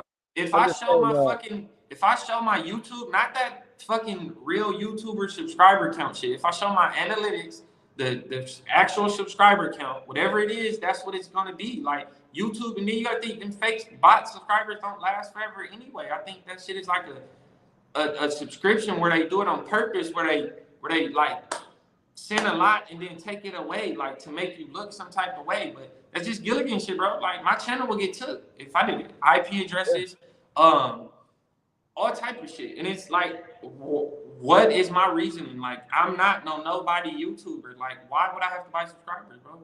People, I gain subscribers every day. Like, that's just it just hate. It's pure like that mean I'm really doing something like good, because I just heard they was telling me like it's this YouTuber. I think he used to do music videos. Now he's doing like interviews. Named 16K shot him. He been getting into it with Bandman Kevo, and they saying Bandman Kevo then sent the shit to his shit, bro. All right, so 16 shot him does blogs, right? He does interviews. Yeah, but I thought he shot. I don't know what he do. I just started really finding out about him, but I thought he did like interviews or something, or music videos. Oh, music videos, or it might be interviews. He's from Chicago or something. I really don't know. And Bandman Kevo. Yeah. He's an artist or a vlogger? Nah, the artist. You know the finesser. You don't know about him? Bandman Kevo. He do like OnlyFans and talk about fake credit and like shit like that. He been on Say Cheese TV a few times and shit like that. But Definitely seen him. So he's actually beefing with 16 shot him right now. Yeah. But they saying he sent. That's a come up for 16 shot him. They saying he sent the same shit, you know. So I know I'm not the only person that this shit happened to. So Gilligan's, and then it's it's just Gilligan's. Like, I don't care about none of that shit because one thing is not gonna stop me. I still drop content every day. YouTube deletes the things, so I could show what YouTube say, what they gonna do. You could go look this shit up yourself. It's on fucking Google. And you could go look at YouTube. There's plenty of videos where they said people shit then got that people lost subscribers. I didn't. I'm only lost these subscribers right now because they was fucking bots. Like somebody sent them to my shit, and I'm glad they going away. I'm glad YouTube's on this shit. And the fact of the matter is, Milk, I don't know when you popped in. I don't know when you popped in on my live, but when you popped in on my live and you were saying, yo, Mikey T, I got more subscribers than you, that was probably maybe 3 months ago or something like that. And you had 71,000 subscribers at that point in time. So to grow in 3 months or 2.5 months, whatever it was, to grow 15,000 subscribers up to 84,000, that is an accomplishment at that point. But I do, Milk, want to say at that point in time, I had more subscribers than you. Because in actuality, No. I got right now, my real subscriber count is 86,000 subscribers. It's still 86,000. You're ahead of me now because I've been ahead of you. I was ahead of you then. When these bot subscribers, look, bro, I'm not lying. When these bot subscribers, you gotta hear me out. I'm not lying. Because I've been past you up, bro. No, bro, hold up. Bro, I had the report. How many? No. This all I want to know right now. How many subscribers you got right now? I'm at like 60,000, 59,000. I'm still past you. What are you talking about? I still got 26,000 subscribers more than you. You gotta hold up. You gotta hold up. Let me speak my piece. So when you tapped into my live, you had 71,000 subscribers. That was still real. Still have more than you. I had 58,000 at that point, 57,000. And my 70 was still. Hold up. I have another YouTube page, Mikey T, the movie star, that has like 14,000 subscribers. So technically, I had more subscribers. Oh yeah. Okay, but no, I was just, it wasn't nothing like that. But man, I don't know, bro. It's just you better be careful and better hope they don't do that shit to your shit. You better pray and get ready and figure out like the because you got to go to your comments and do that shit or some shit when they try to do that shit because it's crazy, bro. But this shit is serious. But like I said, I did it to you for a reason, bro. It's like I said, you're growing now. This right now, if they said Mikey T got 59,000 subscribers and they fake, they lying. Because there's no way in this day and time, this year, you could fake subscribers. So if they did bot me 20,000 or 30, and they wasted their SSI check on sending subscribers to me, because it's going away anyway. So, and I'm going right back to my real subscriber count, and hopefully they don't want to waste their SSI checks again. And just because they're not going to get no reaction out of me. They're not going to I'm not going to go to their page and do no reaction to their goofy ass videos or no shit like that. So I ain't really sweating that shit, bro. I've been Googling it, researching in it. You go look at it yourself. They said YouTube do purges where it go through automatically. Even before the subscribers get to your YouTube analytics, it got to take 48 hours before it actually equal out. So hey, when you popping, they say a lot of shit. They do a lot of shit when you popping. It's just the truth. And I wouldn't be popping if they wouldn't be doing this. Because if I was nobody, I wouldn't threaten them Gilligans or whoever doing this, then hey, and then why do I gotta buy subscribers? They worried about me, but bro, it's so much traction on my page, bro. I do. They just don't understand, bro. What about you got to think about all the videos that I make on people. People, if I make a video on Cluck Mac and he got 200,000 subscribers and I'm making videos on him, that's subscribers that I could get. Just anything in general, anything I do. So the Gilligans. Adam22 posting you the other day. I'm sure your subscribers are going up a little bit differently than normal from something like that. Bro, but all I'm saying is say this. Say if one day I post 2 videos, I get 225 subscribers. But say the next day I put 5 videos out. I might get 1,000 subscribers. I'm putting more videos out. I put a lot of videos out. then why nobody is questioning them? Like nobody never questioned none of them. Like, oh, they subscribers fake. You cannot fake subscribers. Maybe 4 years ago, maybe like when this shit first started, you know, it was a different time. You Maybe see some of these guys, they have like 750,000 subscribers. It's like bullshit, man. Bullshit. Yeah, no, it's like one channel, I'm not gonna lie, that I really believe got fake fucking subscribers. Like it's more than one. I'm like, there's no way. But I'm like, it can't be possible no more though. It can't, because they do these purges where they go through and they delete all the fucking unless they like keep doing it. But then if they keep doing it, the YouTube channel is gonna get took. If these people find out you doing any artificial shit and you making money on Google AdSense, you don't think they about to get rid of you, bro? So bro, Milk, you pop in on my live out of nowhere, literally out of nowhere, Milk. You know why? Why? I seen a video of you. I seen it the first time I found out about you. I think I seen you before. Maybe I'm not even trying to be like that, but I seen the video about the shit with the like at the burger or the Philly cheese thing. That whole little situation with them Gilligans and that whole little situation. I had seen that. So I just came on the live, bro. I fuck with people, bro. Like y'all can't be acting like no Gilligans. Like, you know, like I'm not like, hey, you know, hello. Yeah. But it is what it is, bro. Yeah, at that point, man, you called me a Gilligan, though.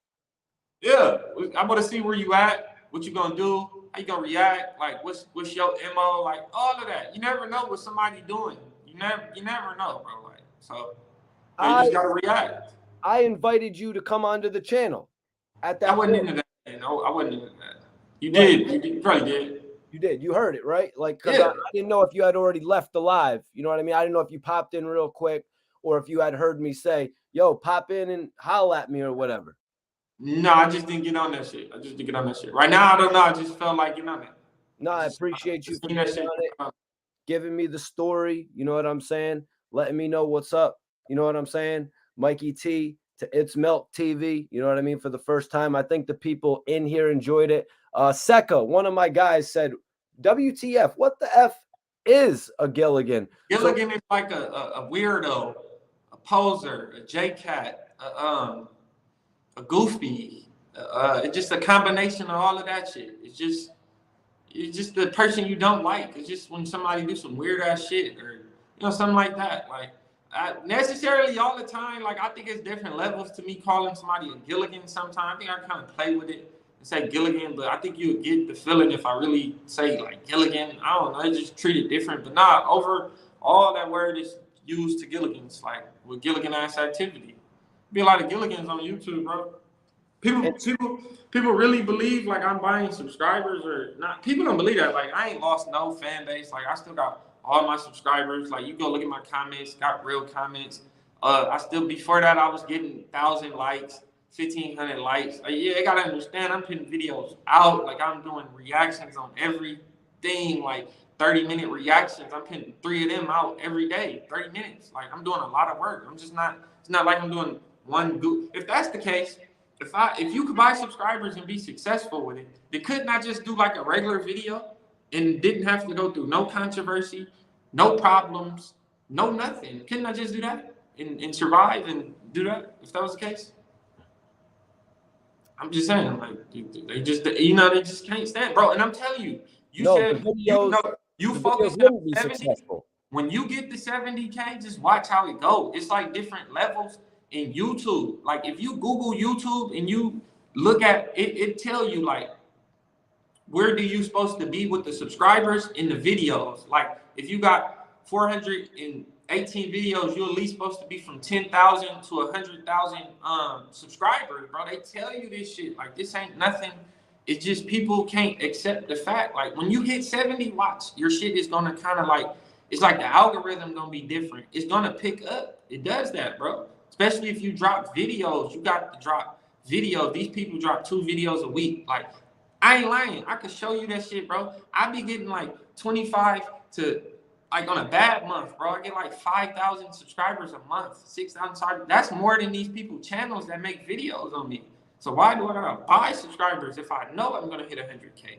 You know, if you look at that shit that they've been focusing on, that real YouTube subscriber shit, and you go on future predictions, because I've been looking at that shit ever since they showed it, because I really never knew what that shit was before. I don't think a lot of people do, but it got a thing on there like a future prediction. If you look on that, my shit say I'm gonna hit 1.7 million in like 4 years. That's the prediction. Then you go type in one of my enemies' ops names, and you go type in their names. They prediction 4 or 5 years, 200,000, 300,000. So they know, YouTube know, like this shit is real, bro. Like I think it's all about the consistency. That's what people gotta understand. Like, and I do live streams. If I drop 4 reactions, I do a live stream. I'm entertaining the trolls.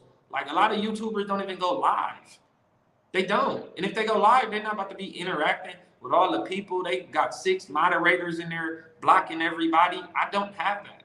I really interact with these people. I like comments. I comment back. I do all this shit. I know how to do this shit authentically, like real. Like they just don't understand that. They just dumb. Like they don't want to elevate and learn. Like when I got to 10,000 subscribers, before that, I used to post a video on anything. Nothing will happen. When I hit 10,000 subscribers, I started getting the community violations, the warnings, the thumbnails getting took down for Gilligan shit, and all that weird shit, bro. So it's levels to all the shit, bro. It's just different levels, bro, and people can't accept the fact, bro. They just cap. But I don't care what nobody says. If I post my YouTube analytics, if I do a live stream and show that shit, then it's the same motherfucking thing, bro. It's real, authentic, and YouTube deletes everything. 2022, and I was kind of goofy to this too, into this, because I thought people would still been able to. I thought right now, I used to look at a lot of channels like, nah, they got fake, something not right. Like they doing something, like they got fake subscribers, bro. They got to, because it's no way. And I feel like me, the work that I put in and the way I am and the reactions, I feel like I already should have been at 150K if I wasn't blackballed because of the community that I come from, or these unsubscribed recurring people. A lot of people don't have channels as well. You know what I mean? For everyone that does have a channel, there's got to be someone who doesn't have a channel, man. I remember at a certain point, I didn't have a channel probably, but I started this shit in 2009, really. But Milk, let me get, before you get cut out of here, man, let me get the top 5 Gilligans, man. Do we got a top 5 Gilligans list you can give me right now? Yeah. You know, I didn't put Gilligans to bed, bro. I really slayed Gilligans. I made Gilligans change YouTube names. Like I really did. Like they changed YouTube names because of the pressure. Top 5 Gilligan list right now. The top of the list will be this Gilligan clown from Florida, P.O. Vicky. Pino. He been living a fake life for about 12 years. He was a rat. He tried to get on YouTube and acting like he was all this and all that. And you know, paperwork came out a year ago. We been picked that shit out. People were still messing with him, but an interrogation video just came out, and that's what I reacted to a few days ago. So that really turned a lot of his subscribers' heads too. Like they couldn't deny this, but yeah, he top probably 1 right now. He top 1. You got Number him. 1. You got to put Adam22 on there. He's on the top. He's Gilligan 22. He has to go on there. Cluck Mac. C-Mac is the Gilligan. He's probably number 3 on that motherfucker. He up there.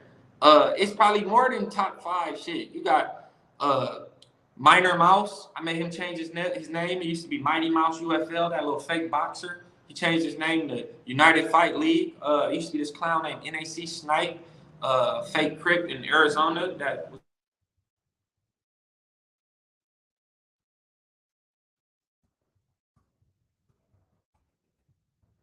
guys, I think that might be it for Milk. We'll see if I'm gonna have to get up out of here, but it's one Celery Nash, Ceddy Nash, he a Gilligan, on that list. Kevin Gilligan, he on that list. Shit, I don't want to forget no damn Gilligans real quick. I have to put all the Gilligans. And whoever's spamming my damn page, they mamas Gilligans too. Whoever sending bots to my shit, they mamas is Gilligans. They grandmas is Gilligans, and I'm serious, bro. Like whoever doing that shit, they fucking mamas is Gilligans, but it's Gilligan 22. You got Cluck Mac the J Cat, NAC Snipe the Gilligan, Celery Nash the Gilligan. Damn, I know I'm forgetting Gilligan's. Michael Worldwide Gilligan. So many, bro. So many, bro. Milk, am I off the Gilligan list? Yeah, you really was never really on the Gilligan list because you never really got pressure. So you wasn't really on. You would know if you was on the Gilligan list. Like in the Ismail gang, apply pressure too, bro. Like you'd know if you was on the Gilligan list. Nah, but it's a lot of Gilligans, but it's always gonna be Gilligans. It's like I think low key, like God kind of put me on YouTube to be the Gilligan Slayer for real. Like I'm telling you, bro. Like I'm for real. Like I think I got put here to be like the Gilligan Slayer. I'm not gonna lie. That's what because it happened out of nowhere. It's kind of popping. It's booming. It should have been more. I got people hating on me. They tried to say everything. They tried to say I was fake claiming. They tried to say everything they could. Like you could go type in my name. It's been all type of bullshit, but none of this shit is true. Then you look at the people who making the videos. I wouldn't even watch that shit if I was you. They just look Gilligan-ish. But one more thing. A lot of people say I motivate a lot of people. I really do. Like people want to say this, but I started a lot of people before me in Los Angeles specifically. There was no gang members, nobody from the streets doing YouTube. It was nobody doing YouTube channels. When I started that shit and people seeing how it was working, like when it started like working and kicking up dust, like I'm talking about 30, 40, 50,000 subscribers in, 25 in. Now you see people from my enemies. It's all type of people that tried to make careers off of me, like doing what I do, like for real, like yeah, all type of shit. So they can't say I don't do nothing. I do a lot of shit. But I still got a lot of shit going. I'm still growing with this shit. I'm about to fucking I'm looking for a studio right now to do a podcast probably. I got a lot of shit going, and I'm still about to go crazy with the reaction. They will never stop me at all. Like it's just even if they got the channel took down, that's okay, Loke, because I can always do it again, bro. It's nothing. I seen Charleston White do it. I seen a lot of people do it, bro. I seen people lose channels and get it right back. So that ain't nothing, bro. And then one more thing about that 100K plaque. You know, I was Googling that shit too and all that shit when I was on YouTube. I was just looking. And hopefully I still get it, even if I hit 100K. Because if you go look at it, it say, you know, like even when you get monetized, it say you got to meet certain criteria. Well, this 100K plaque say that you got to have the 100K threshold subscribers, but you got to make, like, it can't be like a certain type of content where it's all like compilations. It says a lot of shit like that. And then it mentioned community guidelines and shit like that within the last 365 days. So hopefully, I'm praying that I get it because I really do want it. But at the end of the day, I've seen a lot of people that ain't got it. So that could be the reason. You know, I'm not really one of them YouTubers that I went through a lot of community guidelines and different little shit on here. Get real, bro. It's like California, 3 strikes, you out. You get 3 strikes in the same 90 days, you're done with. So yeah, I didn't, you know, it's been people that tried to do a lot of shit to stop me. This wouldn't be the first time, but this is the first time that it really went like on some Gilligan shit. Bro, they had people try to like report, like Minor Mouse, but they tried to copyright 3 videos and tried to get them strike down. Damn. I fought them though. You know, fair use, all that shit. It was only able to take 1 down, and that's because I just did 1 video. I mean, I didn't even do a reaction video. It was just him in the video. He had said some weird shit, and I just posted that clip. So don't never just do that. And then I didn't know that, put music on the clip and do all type of different shit to stop the copyright. So it's all type of shit. I learned all that shit, and they paid it. Back in the day, I was, you know, filming Rick Ross behind the scenes video shoots and all types of shit.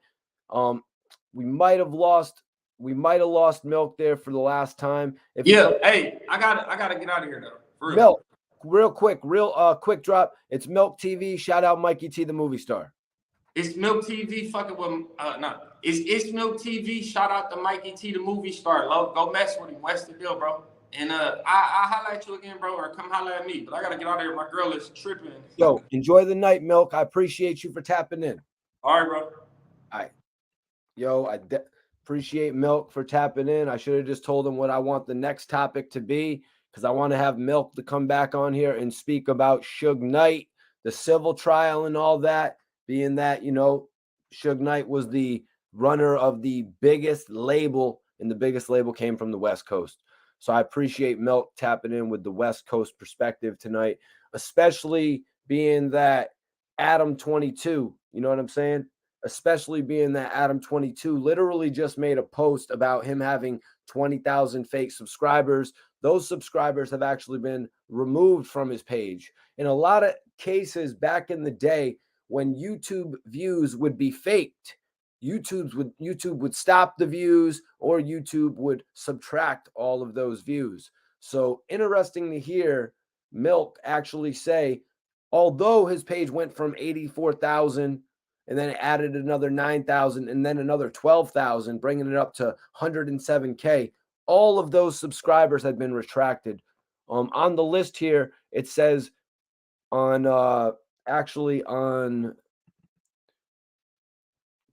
the 11th, wow, my birthday, June 11th, 1,000 subscribers were deducted. He actually had 100, he had 108,000, so that was actually deducted.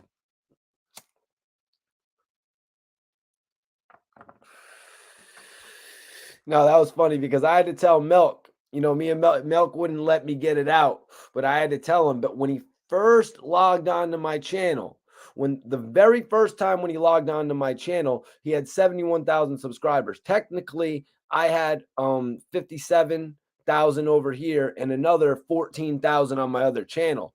So technically, so what's that, 57, 67? Yeah, I technically had more subscribers than him at that point in time.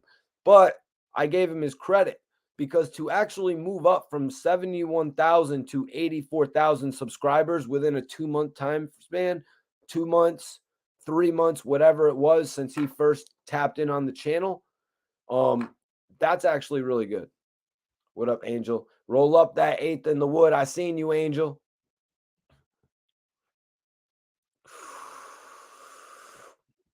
Yes, I seen somebody in the chat said that they wanted me to ask Milk17, Milk74. He explained all that. 74 and all that, excuse me. He explained that, but someone in the chat said, Mikey T, ask Milk if you're off the Gilligan list. He said, ask him if you're off the Gilligan list. I mean, obviously I had to ask him. I didn't have a whole list of Milk questions. You know what I mean? That's the only thing that sucked about it, but we really had a great conversation. But the fact that I didn't have all the questions written out, you know, I'm usually prepared, you guys. But I had just a couple notes that I got to ask him about from the subscribers comment, also from the Bootleg Kev interview. So I was happy about that. You're hilarious, Glizzy. I appreciate you, man. Definitely appreciate you. I was wondering if Milk had a Instagram, because I don't know what the hell his Instagram is, but he did say he had the numbers go up. Appreciate you, Robert, man, on the Happy G Day. Yeah, I enjoyed that Saturday. It's Sunday, right? Yeah, I told y'all I'd be back here one day after my birthday. I told y'all that, but I believe I put out a video for y'all to watch on my birthday. So let's get into this, you guys. Let's get into this. We got to talk about Gillie the Kid doing an interview on TMZ with Raquel, and we got to talk about Roddy Ricch. Roddy Ricch was actually arrested in Queens, New York, you guys, for gun possession, y'all. He was arrested actually before the governor's ball, which I'm sure everybody knows about. I mean, 50 Cent, you know what I mean, would always be talking about the governor's ball back in the day. So we knew it was a pretty big thing. Pretty crazy situation to hear about Roddy Ricch, you know what I mean, getting arrested in Queens, New York. You know, we know how shit is in New York. We know how the laws are in New York. I've actually had a few friends who have done time in New York from getting caught with the hammer. You know what I mean? And it's a no questions asked type of thing. It's a no questions asked type of thing. You know what I'm saying?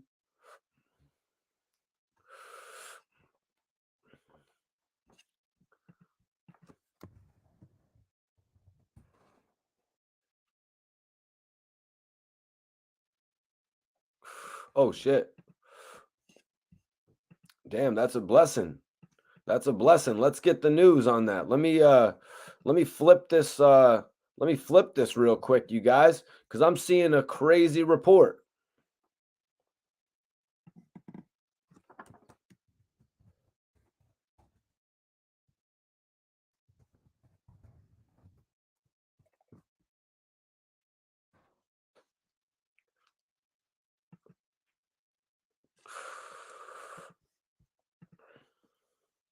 Hold on, what's going on here? So let's see what's going on here. The charges were dismissed the next day. Guys, I am reading an exclusive report right now. I'm reading an exclusive report right now that his charges have been dismissed. This is pretty nuts, man. Pretty nuts. It's a report that came out earlier this afternoon, 5:45 p.m. They found a 9mm handgun with 9 bullets loaded. Roddy Ricch, Carlos Collins, a 57-year-old out of New Jersey, and Michael Figueroa, 46, of Brooklyn, were all charged with criminal possession of a weapon. Figueroa was arraigned on charges in Queens Criminal Court Sunday. Ricch and Collins cases, however, were never docketed. A clerk at the courthouse Sunday said their charges were dismissed. The Queens District Attorney's Office did not immediately respond for requests to comment, you guys. Listen to that, you all. So Michael Figueroa, 46, of Brooklyn, was arraigned on the charges in Queens Criminal Court. And this is something my guy actually said to me. He was like, yo, Mikey, I kind of assume that the judge will, or I kind of assume that they're not going to be able to. I'm sorry, you guys. I'm just so freaking, my mind is blown right now, you guys. My mind is actually blown. Roddy Ricch is out of jail. This is a win. This is a major win, you guys. Yo, yeah, that's what my man was saying. He said the bodyguard would more than likely take it. So Ricch and Collins cases, however, were never docketed. How much of a major win is that, you guys? Wack 100 actually commented on this as well. Wack was like, Roddy Ricch is my peoples. He's going to bail out. This is what Wack said a few hours after his arrest, obviously before his release. Wack had high hopes that Roddy Ricch would be able to bail out. They said he had a feeding device. Wack is like a feeding device. You know, it was probably a larger cartridge. I was thinking it was a drum. You know what I'm saying? That's what I was thinking it was. You ain't got to worry about that. Why? Y'all be worrying about the wrong shit. You're supposed to know it's the law. Wayne had to lay down. So Wack 100 brought up the fact that Lil Wayne had to lay down for a gun charge. Now, that was one of the more short stints, you guys. 8 months. You know what I'm saying? 8 months is what Lil Wayne actually had to lay down. He said, Wack said he's probably going to be there till at least Monday. As I just read, their cases were never actually docketed. They brought him to the station. He was in all types. Maybe he was all types of worried. I'm not sure. You know what I mean? I'm not going to really elaborate on that. He could have been all types of worried, but I'm not going to further get into that. You know what I mean? People be shaking in their boots sometimes when they're on the way. You know, he could have been thinking some shit was going to happen. Ends up, we get a situation much like what happened with 50 Cent, Banks, and Yayo back when Yayo had to take the charges for the hammers. This is a little bit different, though, because this is actually a bodyguard. You know what I'm saying? This is a bodyguard, somebody who is actually supposed to be in possession of that firearm. You know what I mean? But in New York, the shit is so serious. Wack 100 is going to go on to explain how Wack 100 is going to go on to actually explain how one of his security guards was actually booked for bringing a hammer on the plane. Wack is like a feeding device. You know, probably a larger cartridge. You ain't got to worry about why. Y'all be worrying about the wrong shit. You're supposed to know it's a law. Wayne had to lay down. Wack said he probably is going to be there at least till Monday. So he got to sit there and go in front of a judge. And that's what the initial reports actually read, that he was actually going to have to sit in front of a judge that coming Monday. It ain't like out here. Well, his friend actually got in front of a judge on Sunday. It ain't like that out here. I don't think they let someone bail out from the substation, is what Wack said. A lot of my partners in New York have to wait and see the judge. He will probably be there till Monday. Wack said he was in the car with them. I believe there was 4 of them, but it was actually 3. So Wack was inaccurate of that information. He just didn't know what exactly was going on. He was just trying to remain hopeful for Roddy Ricch. The fact that he would be getting a bail, you know what I mean? If this shit was actually true, or if this shit was actually going through, I should say, you know, but we're reading that the case was actually never docketed. Wack went on. He said, so many indictments are going on and so many dudes are already in there. Dude has to change up his whole flow because people are telling. People are lining people up, and I believe they're trying to clean up the rap game. Straight up.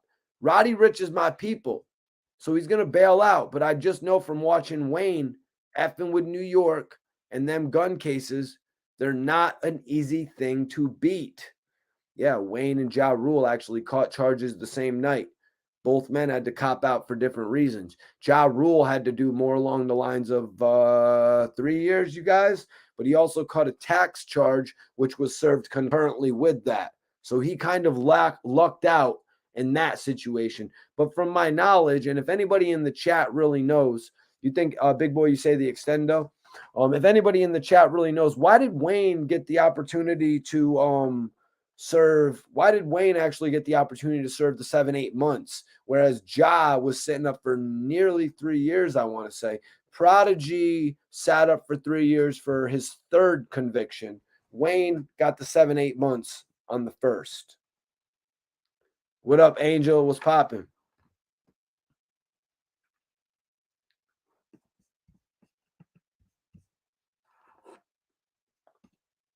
Yup, Mike. That was a little bit more than just the second case of that. He had all types of shit on that plane, Mike. He had all types of shit on that plane.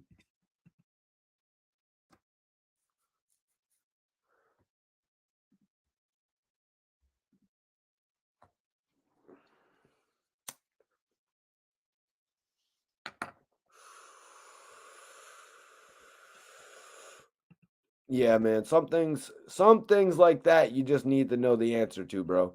You know, but it's always good to get multiple answers so you could field it.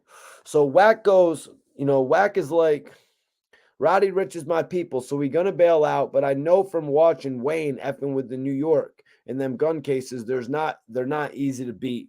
Thank God that he just got an opportunity, you know, for the person that was in possession of it to take this. You know, we hear about situations like this. I remember Designer got caught up when he got pulled over in New York as well. And I don't think much was done against him, you know what I mean? So because there were other people in the vehicle. And I'm not just saying you know, you got to have your fall guy. He's got the man who gets paid to have the weapon in the car. He's got the man who's getting paid to protect him in the vehicle. He's doing the right thing. You know what I mean? He's technically doing the right thing in this situation to look out for himself. Now, Wack explained something that I thought was really crazy. He said, New York has got laws that's strict. My security can't even fly into New York with no guns. I can fly them into Jersey. You better not fly them into New York. If you're going to play the sneaks, he said, you better fly them into Jersey. My security checked the gun on the plane. And when he got to New York, they booked him. I had to bail him out. That situation right there is just absolutely crazy to me. You know what I mean? To think that you are employing security. You know what I mean? To think that you're actually employing security. You bring them somewhere with you. First of all, I never heard about check guns on a plane either, just to put that out there.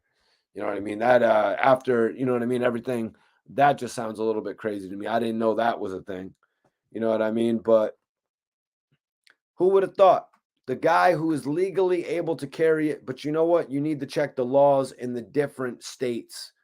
Laws in different states. Wack brought up the fact that New York and DC have very strict laws. You need to know how to navigate properly in the country when you're doing things. You know, you got to take care of yourself properly, and you got to make sure that you're not putting, and I'm not saying you got to make sure you follow all the laws. I'm saying you got to make sure you don't put your people that you're employing in jeopardy, or it's going to cost you even more money. I assume Roddy Ricch is going to be footing the bill on the management, unless it's a security, outside security thing where that security team will handle it. Don't really know. Bro. Mikey T, the Godfather. What's popping with you, man?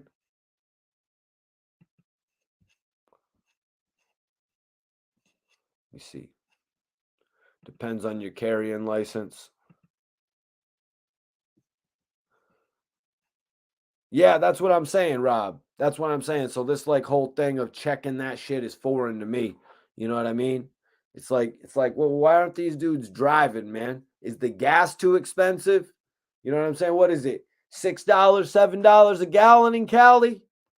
What's it, $7 a gallon? You better fill up the tank and fill it up again when you get to Vegas, baby. Yeah, that's right.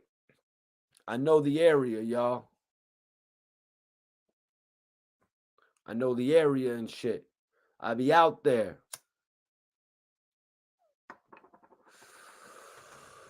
So let's see. What else do I got here, man?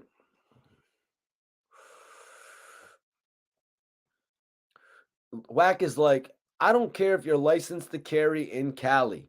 If you land in JFK, even if you fly private. No, this isn't Wack. This is actually just some shit I was writing down earlier.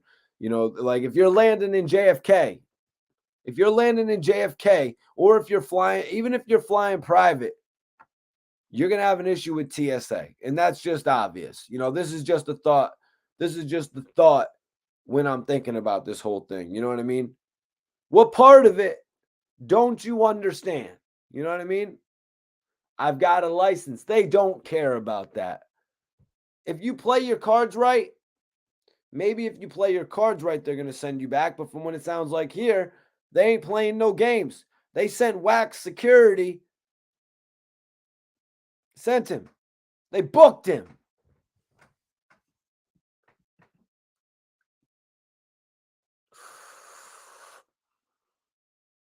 Man, Mike, did you hear about that shit?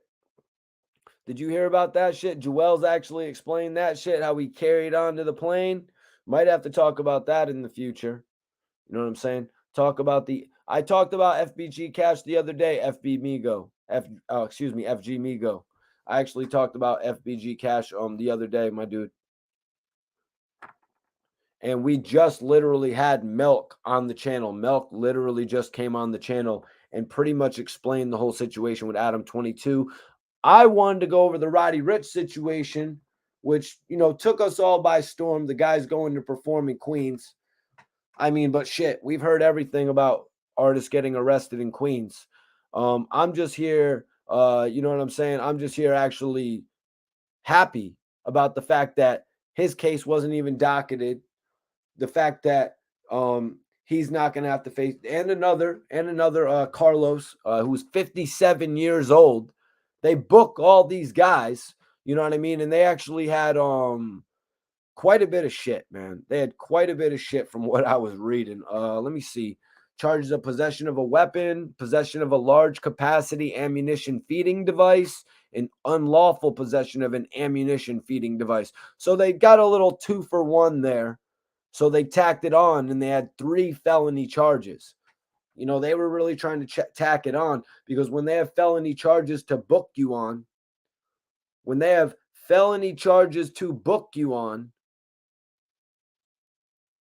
if they can get more than one, that means you're going to probably have to at least cop out to one. Or you're going to have to go further in your case, which means you're going to have to spend more money in your case. So that's what they were really seemingly. So I'm doing I'm reading a couple reports and I'm looking at this and I'm like, damn. They're really trying to throw the book at this dude.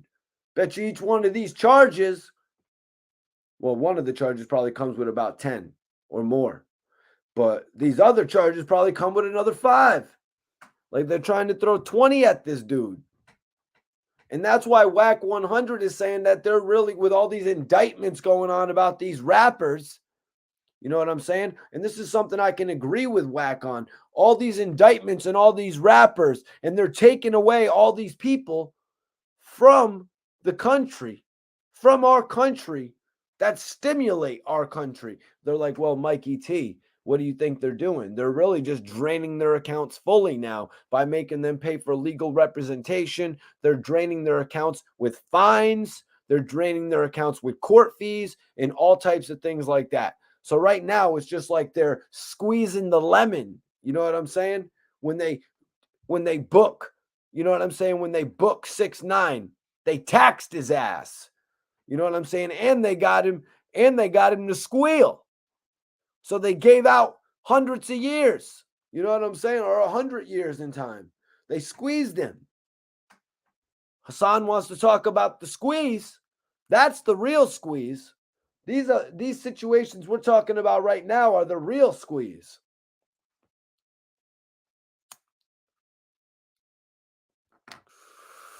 But that's major for Roddy Ricch. You know what I'm saying? That's major for Roddy Ricch. Probably comes with having to give, I don't know what's going to happen to the back end from the governor's ball. You know what I mean? But that's how they've cost him a little bit more bread. You know what I'm saying?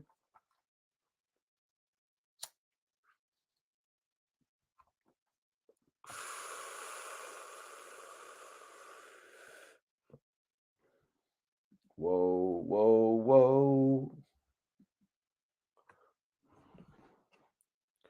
What up, what up, what up, Chase? What up, Chase? What's popping with you, G's? Appreciate you for tapping in. Let me see.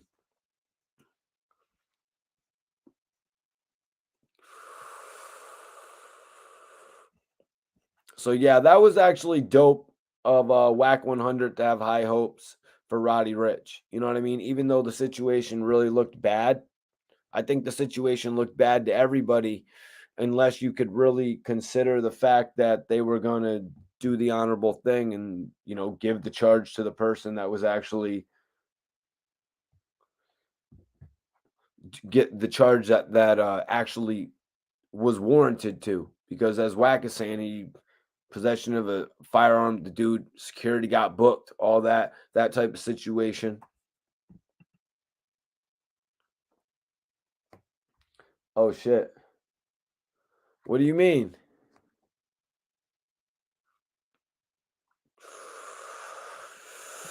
I don't know, FG Migo. I don't think this is going to be a long-running thing like what we saw from Young Thug. I think this is cut and dry. You know what I mean? This is not like, I don't think this is like the Young Thug situation, man. And when I say the Young Thug situation, I'm talking about the fact that he got pulled over with a couple guys in a briefcase, and then all of a sudden, you know what I mean? And then all of a sudden, when the police come up to the car, everybody's taking the blame besides Young Thug. You know what I mean? I'm not really saying it's like that. This seems to be a more proven case of why certain things are in said vehicle. You know what I mean? In Young Thug's case, they can't really explain it. So you're telling me, Young Thug, you were actually transporting these guys who were bringing that over there? And you're doing multi-million dollars worth of performances, yet you're transport. You know, there's a difference in these situations here. I don't think they've got anything with Roddy Ricch that could correlate here. They're heading to the governor's ball. It's pretty cut and dry here, you guys. This situation is pretty cut and dry. Now, Young Thugs, they have all this past information that they're tying together. Now, Roddy Ricch, you always got to keep your nose clean. It's like when you go to court back in the day for your first marijuana charge and they say, all right, now if you behave yourself for 1 year, you won't even have to come back here. You know, the judge tells you that shit when you get your first marijuana charge or something like that. And it's no real probation. You know what I mean? It's just the promise, I guess, to behave for a year. Roddy Ricch, Young Thug, behaved for like 4 years. Well, not really. He had a whole couple different situations that they spinned off together. Roddy Ricch needs to behave himself right now, man. You know what I mean? And there's a certain reason why we don't get certain performances in New York. There's a reason why a lot of the New York artists got to go to outside cities, outside states to perform. You know what I mean? Yo, Angel, that's why I'm here giving you perspective, man. That's why I'm doing this shit, bro. That's why I'm doing this shit, to be real. You know what I mean? I'm doing this to give perspective. You know what I mean? I really think it's bullshit what they're tying Young Thug to. You know what I mean? I really think it's BS. You know what I mean? But we're not talking about Young Thug so much tonight.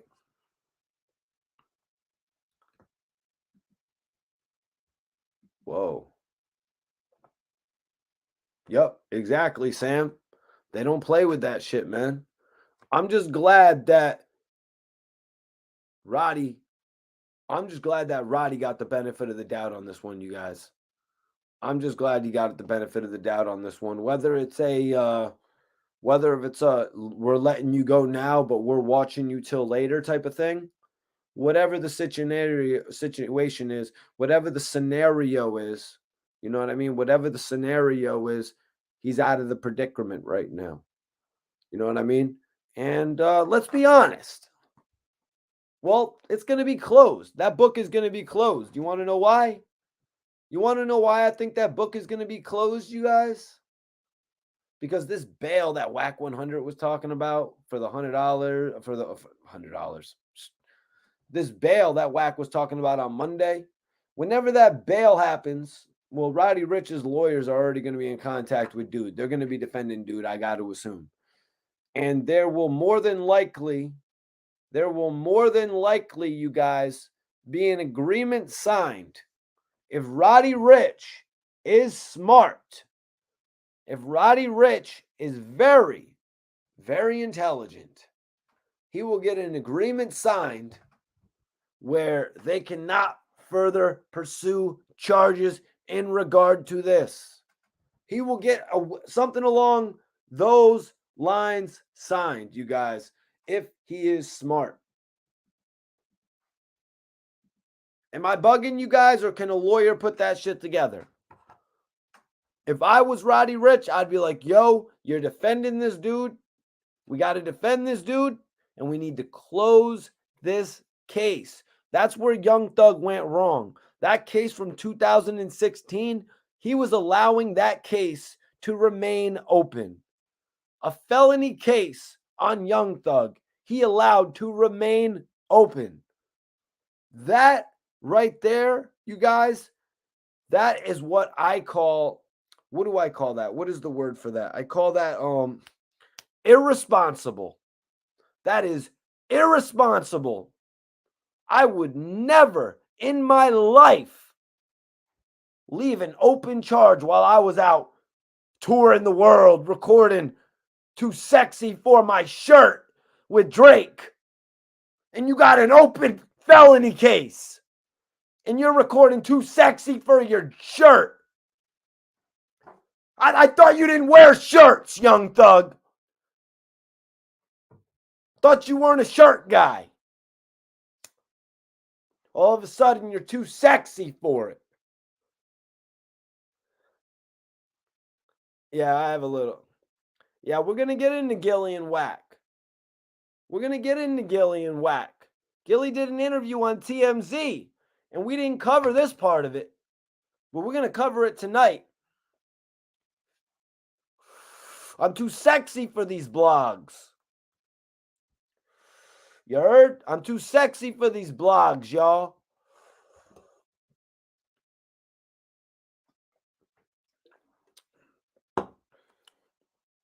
Gillie and Wack is next. Hit that like button if you want to hear Gillie and Wack. If y'all want to hear what Gillie said about Wack with Raquel from TMZ, shit was lit. Shit was lit. I'm not going to lie. Can't believe I missed this. The only reason I missed it is because Raquel covered so much more with Gillie. Raquel was like the next best interview with Gillie to mine. Well, FG Migo, I really appreciate you for giving me the advice on the Red Bull. And I'm wondering, am I still bootleg Adam22? Huh? Am I still bootleg Adam22? Does this look like Adam22 to you? Appreciate you, though, FG. I see how you changed up the rhythm, bro, once you saw how the momentum goes in the chat, because I really like to interact with everybody in the chat. So throw up your comments.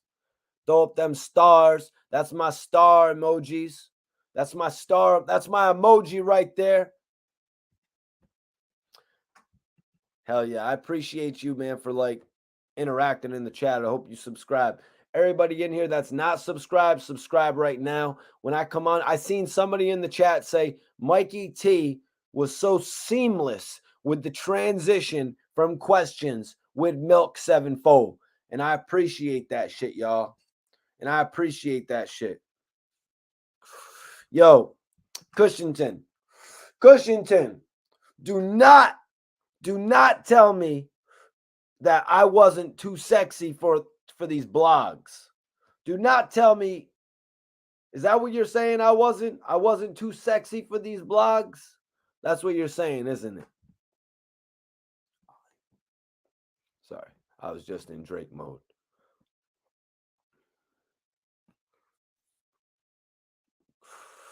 Yeah, Drake is a cool ass dude, man. I won't lie. When I met Drake, I made sure to tell him who the hell I was. When you meet certain people like that, like Harv Pierre from Bad Boy Records, and you walk through a crowd of people and you meet Diddy, you know what I'm saying? When you meet people like this, you better make sure to tell them who you are. You know what I mean?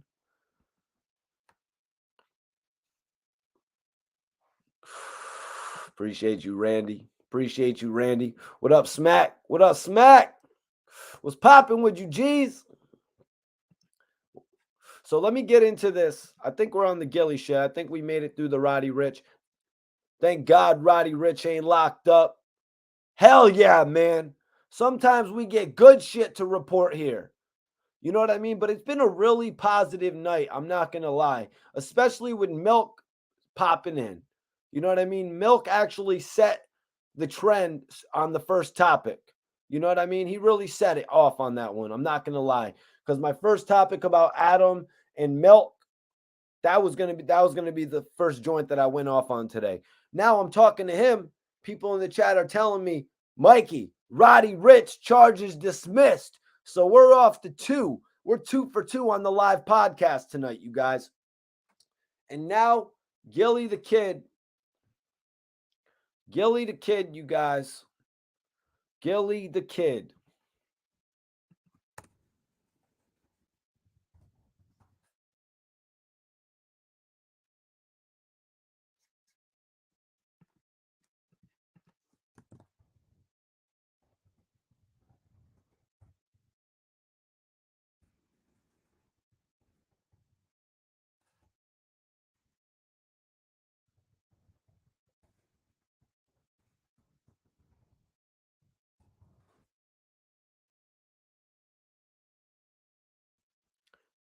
Big boys. My guy right there. Appreciate you, Smack. Yeah, me and Milk had a good interview. That was a good interview right there. What do you say right there? Yeah, y'all, we have fun in here. Yup. So let's get into it, man. Let's get into it, you guys. Let's get into it, man. Wack 100, Gillie the Kid, right? It's what everybody's fixated on. I agree. Friends turned foes. You know what I'm saying? Are they really? Is it a work? Is it like what did Milk just say when I asked him about that situation with Wack 100 and Hassan. You know what I'm saying? Let's talk about the fact that Gillie and Wack seem to be cool at first. A lot of people thinks it's beef now. Now Gillie denied it. Gillie denies beef. Gillie denies the Wack 100 beef, you guys. Gillie the Kid denied the Wack 100 beef. Let's get into it, man. Raquel asked him, she said, "How are you and Wack doing?" He said, "Wack is Wack. I don't play that shit no mind." Raquel said, "What be going on?" "Ain't nothing going on." She's like, "I've been knowing Wack for 100 years. I seen y'all be best friends and y'all get into it." I'm like, what the F is going on with Gillie and Wack? Like everybody is. Like everybody is. Raquel isn't no different from us. The only thing is she has a really dope ass deal with TMZ.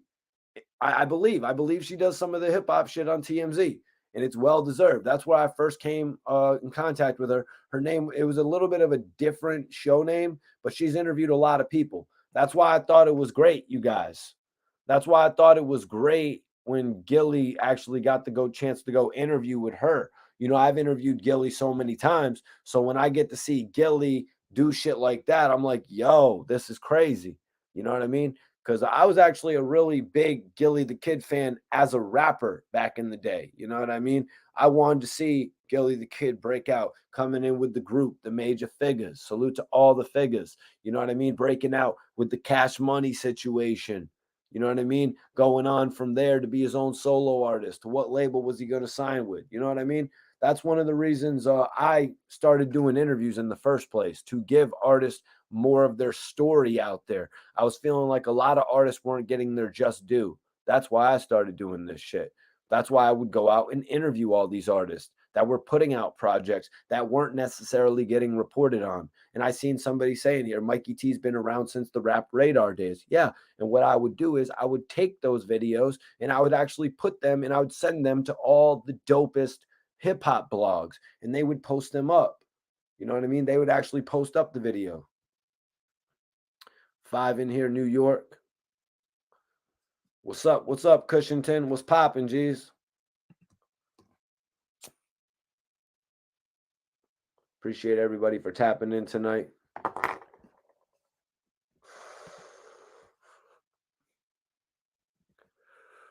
So listen to this, guys.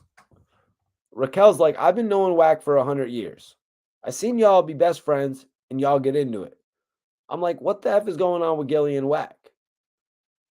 Gillie said, "I never got into it with Wack." Raquel said, "Y'all be having heated discussions, but that's just Wack." Gillie's like, "Yeah, that's heated discussions. That's podcast shit." I don't know. He curved the question pretty much.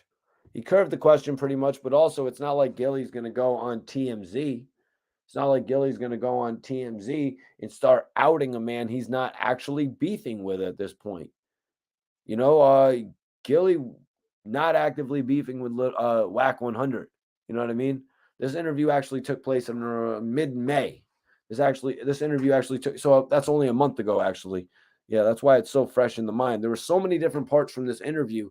Now, this one right here with Gillie the Kid denying the beef with Wack 100, obviously that's not going to be at the cream of the crop. Nobody likes to hear the story about the guy denying the beef with the other guy. But shit, man. Let's be real. Let's be real here, you guys. Gillie wasn't trying to go out and blast Wack 100. I think that needs to be noted. Gillie wasn't trying to do this outside of the quote-unquote podcast shit, outside of the heated discussions. There's got to be a level of respect alongside of that, you guys. There has got to be a level of respect alongside of that.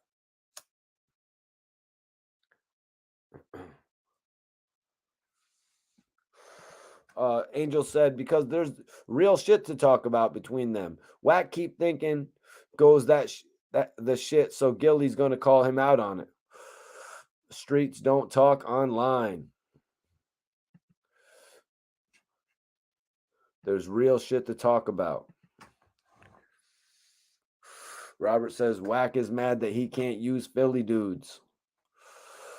What's up, Jason? What's up? Finishing off this blunt. We have had an epic live podcast. Gillie the Kid denies the beef. He said,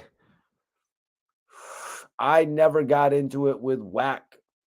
Y'all be having heated discussions, but that's just Wack. Gillie's like, yeah, that's heated discussions. That's podcast shit. I don't know. Raquel said she brought up Wack's colleague. Can 6ix9ine ever come to your show? Gillie's like, I mean, 6ix9ine is out there. 6ix9ine is out here. He's doing him. I'm doing me. You know what I mean? I don't really think, I think what he's got going on, but he's like, I don't really think, I think what he's got going on with what he's got going on and what I got going on with what I got going on, he's like, that's over that way. And I'm over here this way. And we solid like that. So Raquel's like, so 6ix9ine, no, you can't come on the show to answer your question. Let's not beat around the bush. Let's keep it $1 million worth of game. We'll just pass. Gillie's like, so Gillie's like about to bring up the fact that this is the reason why. You know what I mean? Gillie is bringing up the fact that this is the reason why.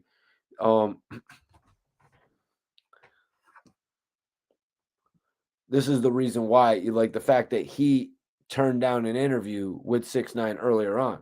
But from reading this, you guys, it seems to me like the problem that Wack 100 has with Gillie might actually come from this situation with 6ix9ine. You hear what I'm saying? The fact that Gillie, you know what I'm saying? The fact that Gillie never interviewed 6ix9ine, the fact that he didn't want to give him an opportunity again. I'm thinking that this could play a role. Excuse me. Let me get my charger.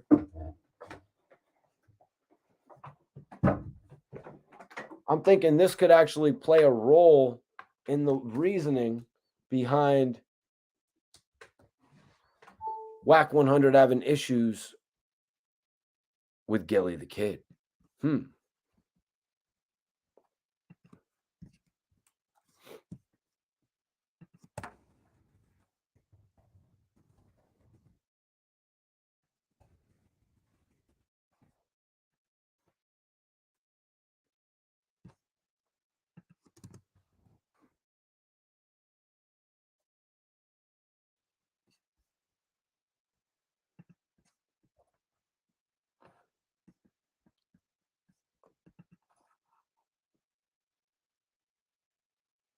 Well, we did a great interview, KD.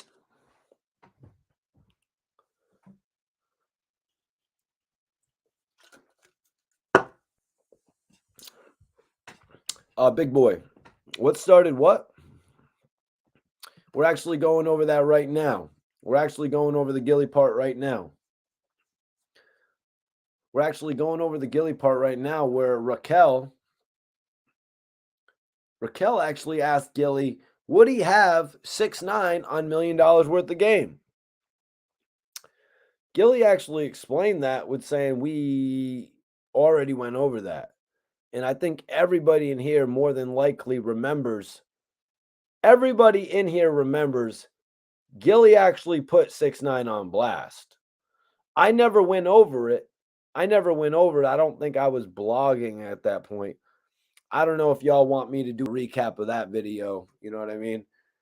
Put up everybody put some stars up in the chat if you want me to do a recap on that video with Gillie actually laughing at 6ix9ine about the interview and shit. I'll do a recap on that video if you want me to.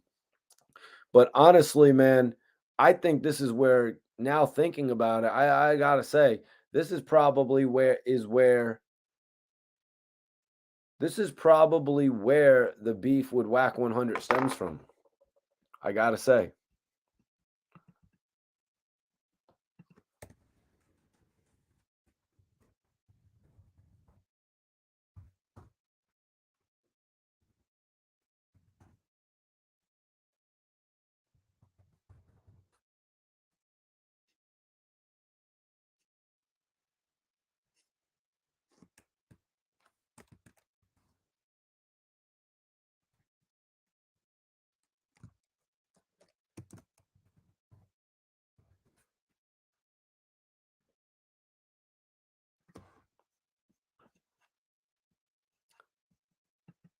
Damn, y'all really want that?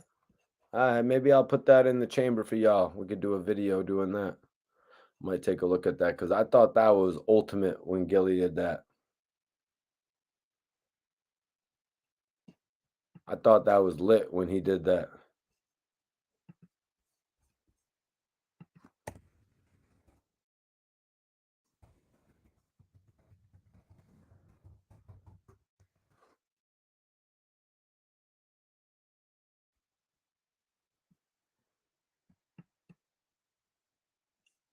There we go. What up, Angel, hitting with the stars? Well, honestly, you're going to have to... You could send in a super chat to ask that question, bro, honestly.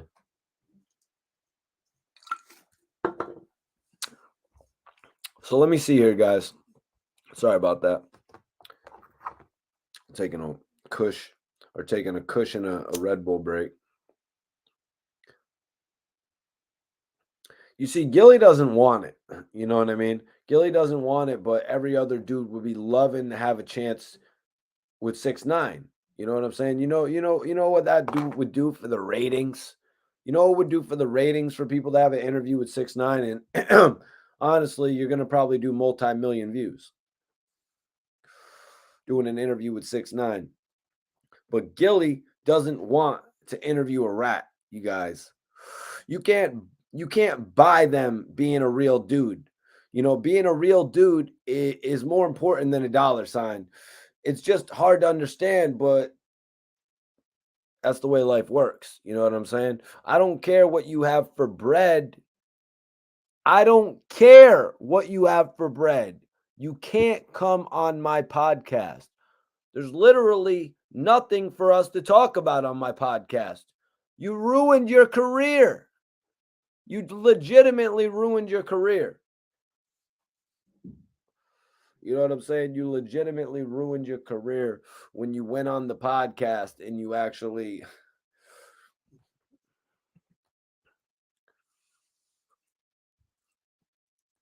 Yeah, I've been covering that. I've been covering that for a few days, big boy. Yeah, I've been covering that shit for a few days, actually. I've been all over that topic, bro. All the disrespect and the Wack 100 and Jay Prince topic, I've been all over that shit, man. And Jay Prince actually called Wack 100 out for dissing everybody from, you know what I mean, Meek Mill to Master P to, you know what I'm saying? He literally called him out for everybody that he's dissed, from Pac to Nipsey. You know what I'm saying? Jay Prince has actually been keeping track of it all. Now, Wack 100 contends that he actually linked up with Jay Prince after all those issues had transpired. The 21 Savage issue with 6ix9ine, all the Meek Mill shit. He says he actually linked up with him after the fact. So he's actually asking Jay Prince, why didn't you bring that up when you saw me face to face? I mean, come on, man. Come on, man. He's giving you the benefit of the doubt at this point. He's coming at you about the Larry Hoover footage. You know what I'm saying? He's coming at you about the Larry Hoover footage. He wants to make some sort of a reconciliation with you in order to get that. That's why he's not trying to bring up beef when he meets up with you. It's pretty obvious. Major respect. Peace out. Have a good night, G's. What it do? What it do? What it do? So let me see right here. You know what I'm saying? So Gillie's like, well, no, he can't then, because Raquel was going in. Raquel was like, You can't be on $1 million worth of game. We'll just pass. And Gillie broke. Gillie's like, well, no, then. He can't then. We already know he tried to come on the show and he couldn't. Whatever he's got going on. Raquel admitted she almost was in a group text with 6ix9ine. And then she told her girl, she's like, you're not putting me in a group text. That's where you cross the line. What does he want to talk about? She's like, he wants to talk. Gillie's like, I think he's got his lane with academics and Wack. They got their thing going on over there. So they're cool. He don't need $1 million worth of game. Gillie was right about that. Gillie was like, everybody knows Shotty is my dude. And Raquel said, I actually used to deal with Shotty. And Gillie was like, oh, Shotty used to blaze you? Shotty used to lay you down and spray you down? Soon as we talking about her getting blazed, she wants to end the show. Raquel is like, I have 1,000% never dealt with him. But Gillie persisted. Gillie's like, she loved them gangsters. She was crying when Shotty got 40 years. Shotty got 40 years. Shotty didn't get 40 years, man. He got 15, Gil. Come on, man. But Gil be exaggerating, just like he be making comedy out of situations like the Wiz situation and the Mac, the Lil Wayne situation. Both of those kind of blew up in Gil's face. You know what I mean? But people just don't understand good comedy. You know what I mean? People don't understand good comedy. Let me put up a new poll, you guys. I want to know who's the better comedian. Who is the better comedian, you guys? What's popping with your lady legend? I want to know who's the better comedian.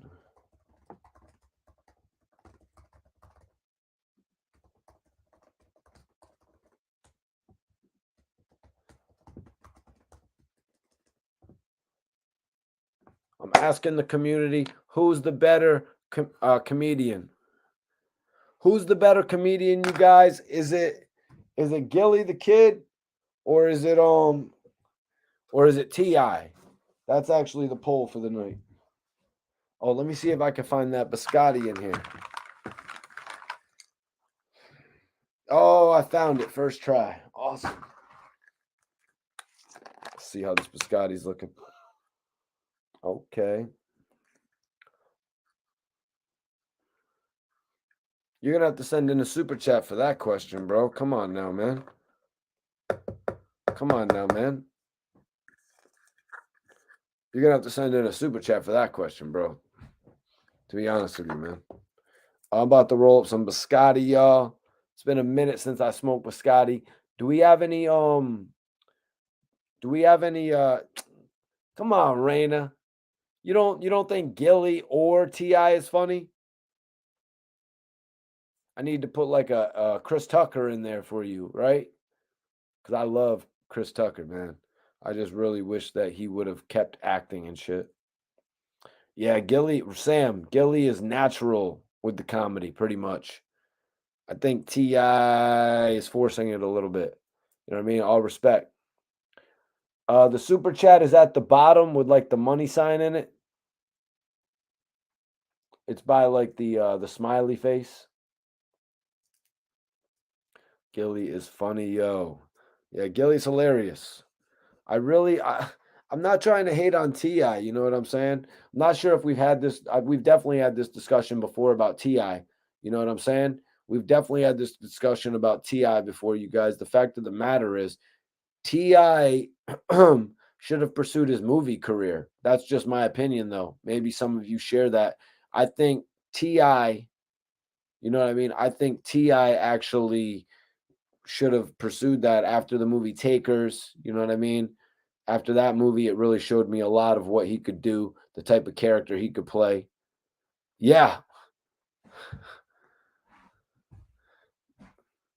Well, I mean, T.I. was kind of funny on the T.I. show, you know what I mean? But not like stand-up comedian funny, you know what I mean? It was funny how T.I. would be like paying his kids to like run a lap around the house, you know what I mean? He would like pay his kids to do all types of funny ass shit. He'd be like, all right, I'm going to give y'all $50. He's like, I'm going to give you $50 if you make me dinner or something. It was like, what? T.I., you is bugging, man. T.I. would be like paying T.I. Then you see like the version of T.I.'s second show where T.I.'s son King was smoking his weed. I was gonna put Wallow, but I thought some of y'all might be bugging out on me for putting Wallow. Because watch, man, Wallow is not saying anything that Wallow is not funny and all that, but Wallow, man, is really to be taken serious. You know what I mean? Wallow is about to be one of the biggest things in the whole entertainment industry, man. He's really done so much in such a short period of time. Like, there's really no telling where he goes next. There's really no telling where he goes next, man. Major love to Wallow, man. Dude actually gave me a cool ass headband back in the day. He gave me a bunch of shirts. He was like, yo, take whatever you want, Mikey T. So I always really appreciate that. Let me see what's going on with the poll, man. 78%. Vote in the poll, you guys. Show some love to the poll.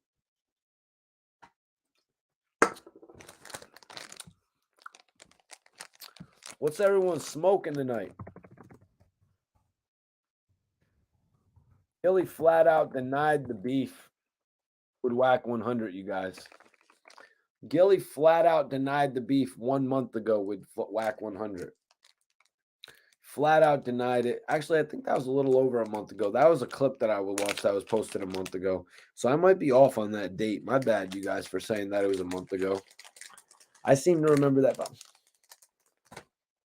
Nonetheless, he denied there being beef.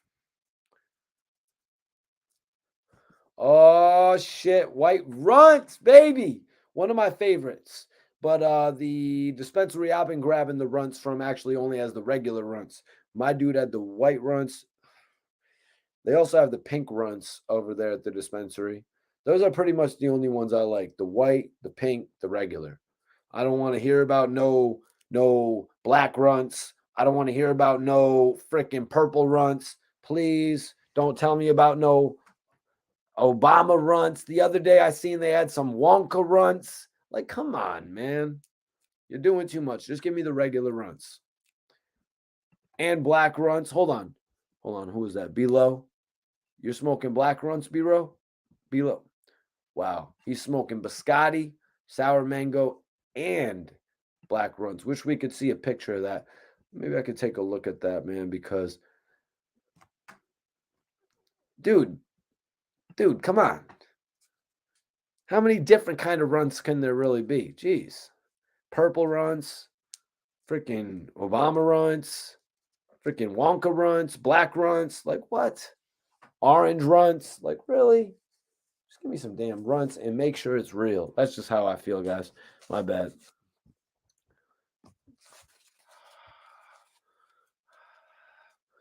Wallow. Yeah, Wallow is humble and mad cool, but also he knows how to speak his piece. OG Gorilla Glue. Yeah, OG Gorilla Glue. That's cool. I'm more of a GG4 guy, though.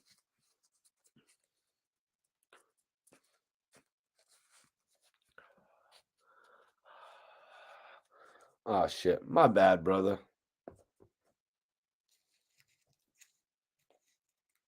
My bad, brother. Well, just know that OBH, ARAB, Skinny Me, Dark Low, all the guys from the team, No Breaks Bras, everybody, you know what I'm saying? Kaz, all those dudes that are locked up, man, they're all, you know what I mean? They're all definitely in my heart. You know what I mean? They're all definitely in my heart. You know what I'm saying? And as soon as ARAB reaches back out to me, I will speak out to the public about it. You know what I mean? As soon as Dark Low reaches out to me, I will speak out to the public about it. Yo. Peanut butter gelato. Hope that shows that I really do be showing love to y'all in the chat, man. And I hope you're good over there, man. And I really appreciate you tapping in all the way from Zimbabwe, man. That's love, bro. Really appreciate that, man. Hope you continue to tune in on the channel, man, and also spread the word. You know what I'm saying?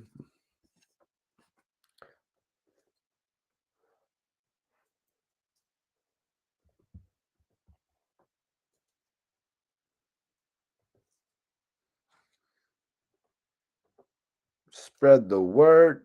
Much love to Zimbabwe. That's right. You already know. So you already know. Sewed up. We rolling back to back. Smoking on them blunts back to back. Putting out them blogs back to back. Spitting out these facts back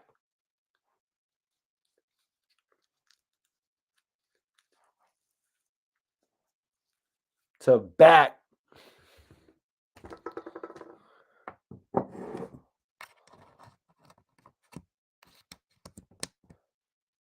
Rolling up this smack. Got that. For the pressure out. No, I'm just kidding. I'm just done. I'm done with it. Pineapple OG. Pineapple OG. Pineapple OG. Okay, so that's not the same as. That's not the same as. What am I thinking of? What's that movie called? That's not the same as Pineapple Express.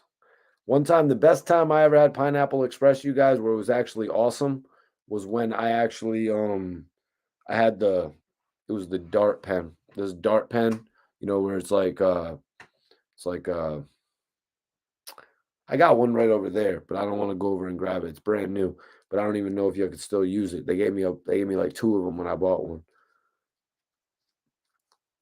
So it's pretty much like the PAX pen. You just smoke it, but the only thing that sucks about them is you can hit that shit too hard and you burn out the cartridge. So that's why I never really put any of my money into it. You know what I'm saying? Night, night, Mikey. If you smoke that biscotti, oh man, I'm doing all types of shit over here, man.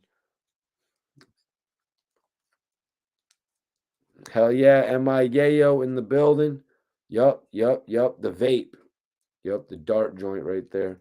That was the best experience I had with Pineapple Express, though.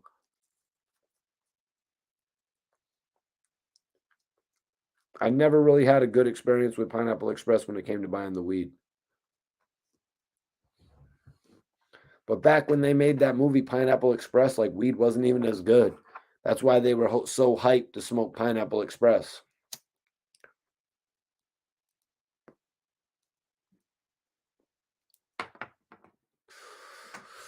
Let's see if you were right about the biscotti. One thing I don't like about this biscotti is the low percentage. The fact that it's only 16%, but I had to grab 2 of them. You know what I'm saying?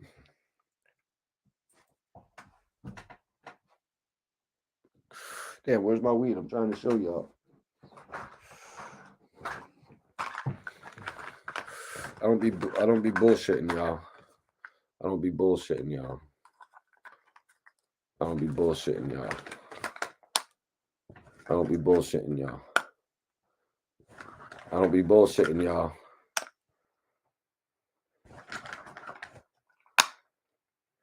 I don't be bullshitting y'all. There's a reason y'all tune in. There's a reason y'all tune in to me.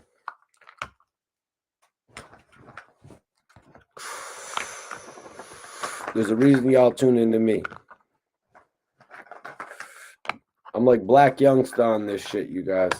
I'm doing my Black Youngster right now.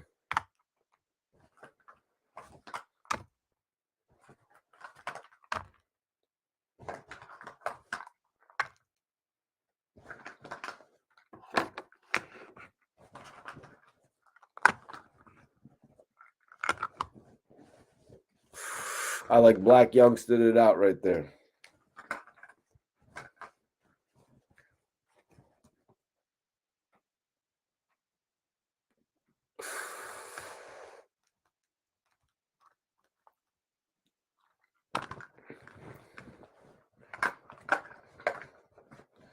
Now you guys get to.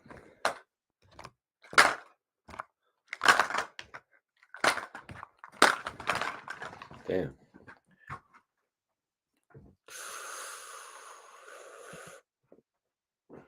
Have you smoked LA Confidential?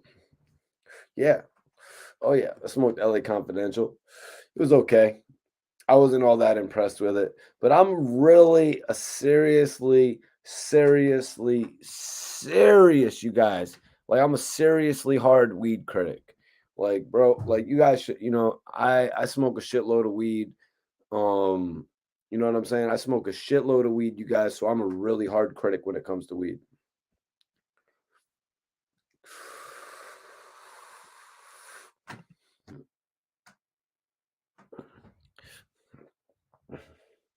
Yeah, man. I don't mess around. I don't mess around on this shit, you guys. I don't mess around on this shit.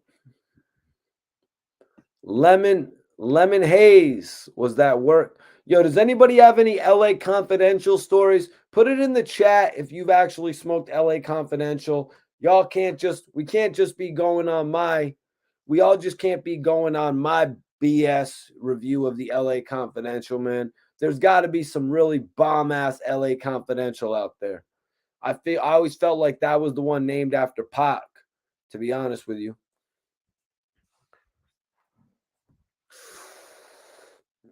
Let me see. PZ asked, have you smoked Joel Santana baby bag strain? I don't really know how to get my hands on that, man. Like, y'all know I've smoked Rick Ross's strain. I smoked all of his strains. I've smoked lemon pepper. I smoked pink rosé. I smoked the new all-time high. And I smoked Collins Ave. So I smoked all of Ross's strains. They are an easy get. They're around at the dispensaries around here. Wiz's Bud has not been available at the dispensary. They had another one called damn, I can't remember the title for it. It was Run the Jewels. I really didn't know who Run the Jewels was, if anybody knows that. Yeah, the KK. I never was obvious. I was never able to get my hands on the KK. Oh, it's indica? Okay. Yeah, that's what this is right here. Straight indica. So it's supposed to put me out. We'll see. Maybe I'll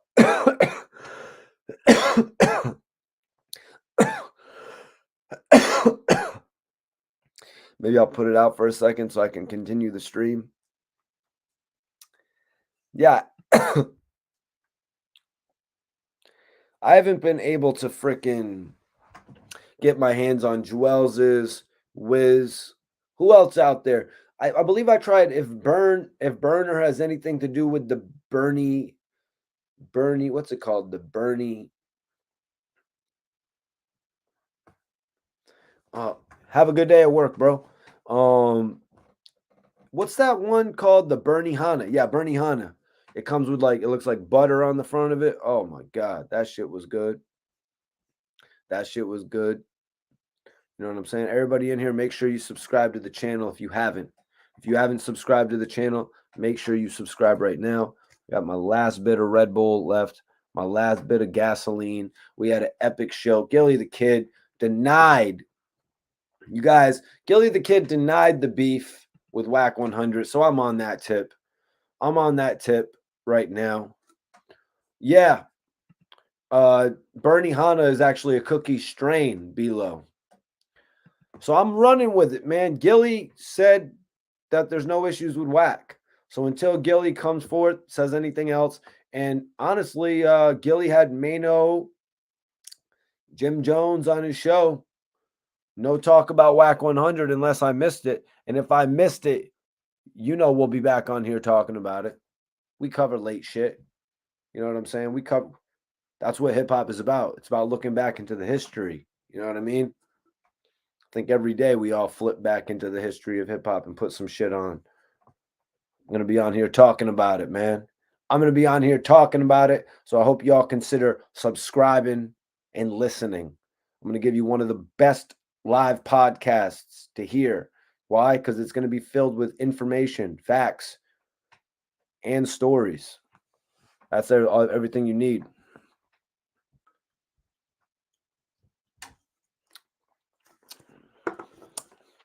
That was before. This is now.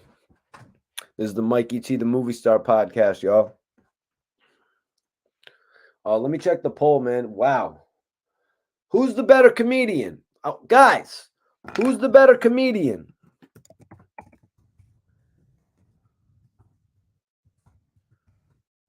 Who's the better comedian, you guys? Is in y'all's hand. Is T.I. actually, out of the two, has actually jumped on the stage and actually done comedy. Gillie does it on a weekly basis on his show. Damn, dude, I haven't heard of RS11 from Cookies. What's that mixture of, Omar? Roddy Ricch. Roddy Ricch charges gone, apparently.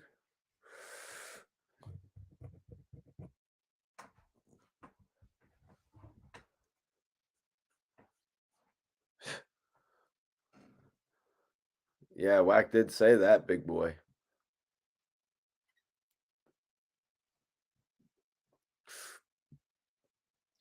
But from what it seems, Gillie and all them are pretty much going to be like, from what it seems, Gillie and all them are pretty much going to be like, there's no beef, man. What are you talking about? There's no beef.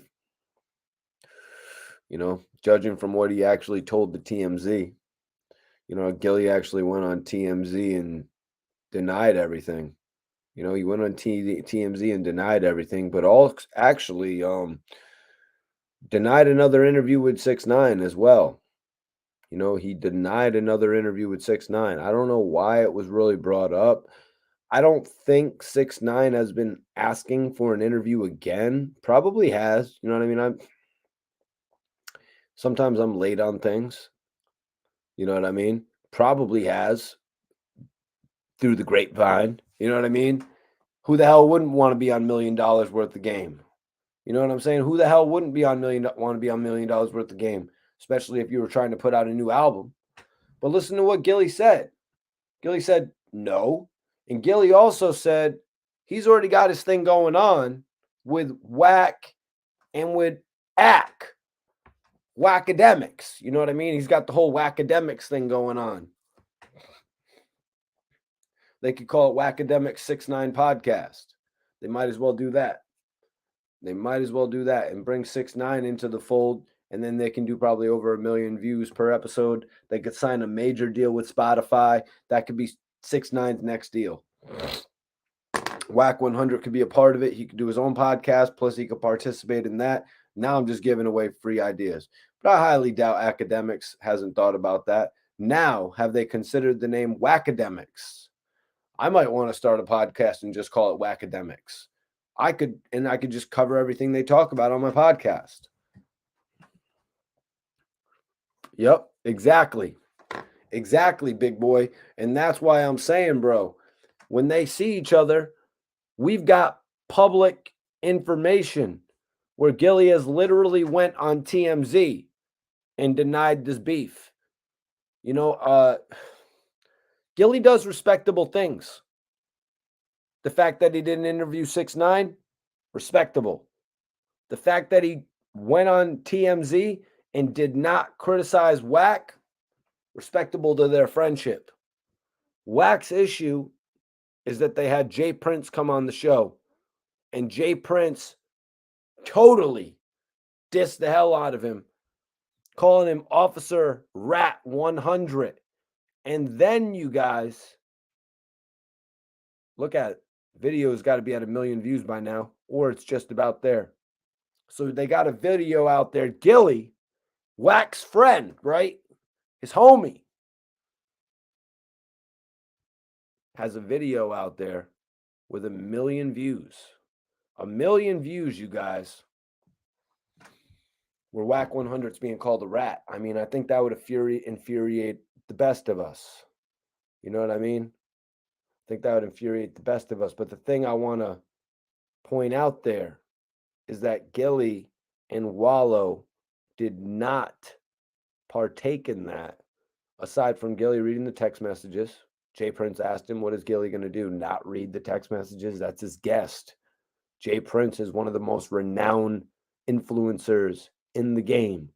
Jay Prince asks you to read the text. You're going to read the text. You don't read the text, that's going to add lower, you know what I mean? It's just going to take away from the show. First of all, the man's giving you an opportunity to read the text. You're not going to do it.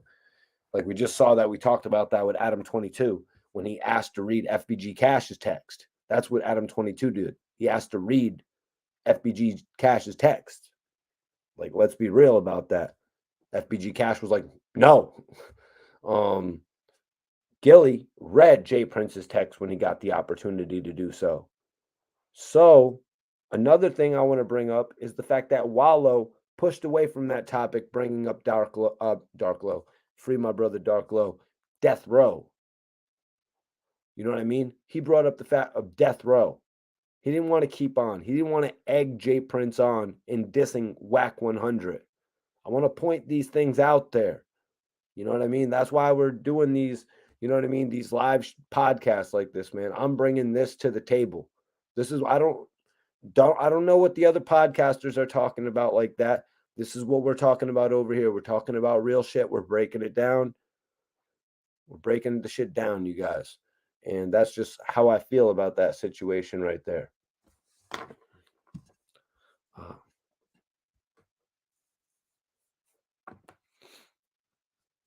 Yeah, man. What up, Rob? What up, big boy? Yeah, Gillie was real back in the day in Philly. Oh, yeah.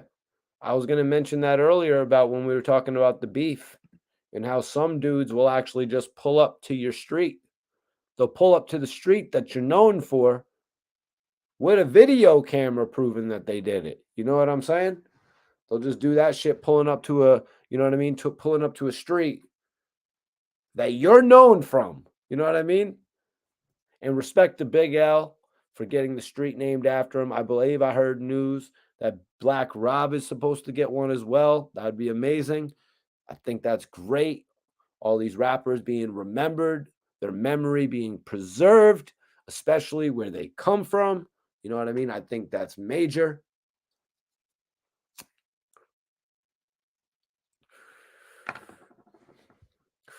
You know, I've been to the Big L mural a few times. You know what I mean? It's great to see things like that, man. It's great to see things like that in hip hop. You know what I mean? The fact that they're making murals for, even though we had to cover the story and it's so crazy the other day about King Von. You know, it's great to see that they're making murals for people like King Von, you know, because I've actually been to the shows and I see how he impacted the people, even here in Connecticut. You know what I mean? At my dude's club, my dude is actually, he was actually just at the show the other night where Benzino had that boxing match. And you know what I'm saying? That whole boxing match was a whole nother story. But he was actually at that show the other night. I wish I would have went out to Miami with all them, but I had birthday plans this weekend. You know what I mean? That involved me heading out to the islands and shit like that. You know what I'm saying? I had some pretty crazy birthday plans that I had to attend to, but I wish I would have made it out to Miami to attend that joint, but it actually took place on my birthday. So when he hit me and actually relayed some of that information that was going, you know, Black China had a match that night, right? Black China. Yeah, I was reading all the reports this morning about it. Did she win or lose? You know, I didn't read so much into it because I really wasn't all that interested in going. The fight was first pronounced to be Benzino versus Aaron Carter. So I really wasn't all that interested in going to Florida for a trip like that, to be honest with you. But my dude is well connected. Scott Storch was actually out there. You know, you guys know I actually have a bit of a previous relationship with Scott Storch where we were doing some videos together. So he told him, I guess he told him what up for me, which is great. You know what I mean?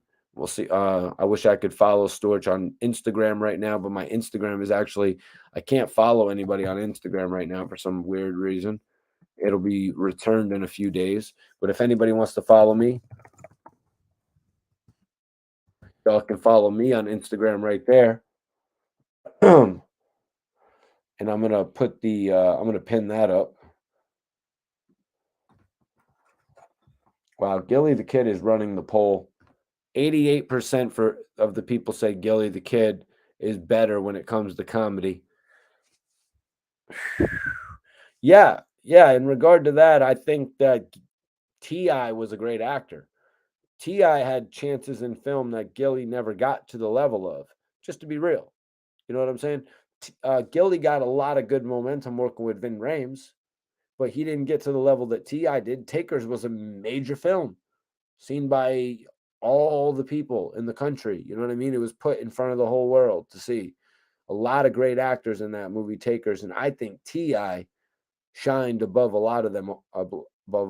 Yeah, shined above Chris Brown, I would have to say. He shined alongside what's his name? Michael Ealy? What's his name? He was actually in the new movie with Compton Menace. Yeah, Michael Ealy, from Barbershop.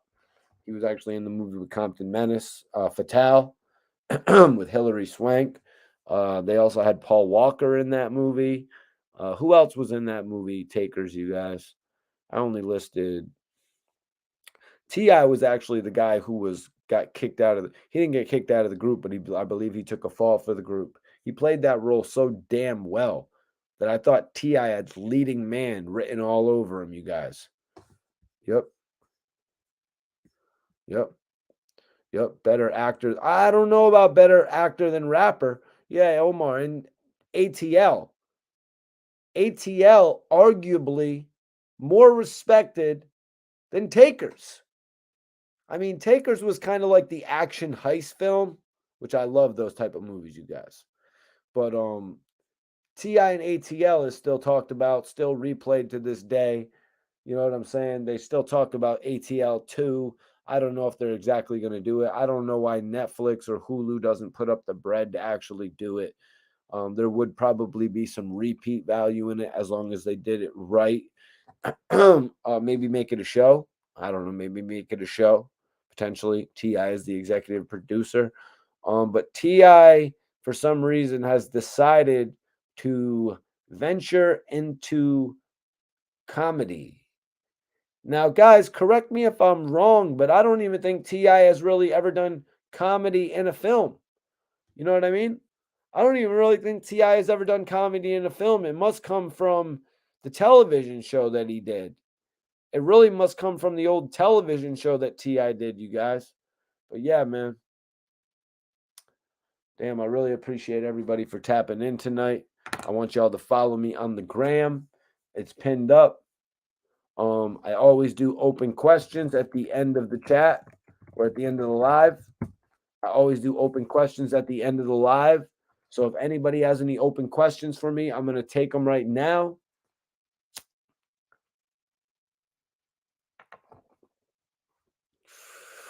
We got through all the topics. We had some really dope topics tonight. We had a really dope tap in from Milk. Y'all know it. I'm officially not a Gilligan.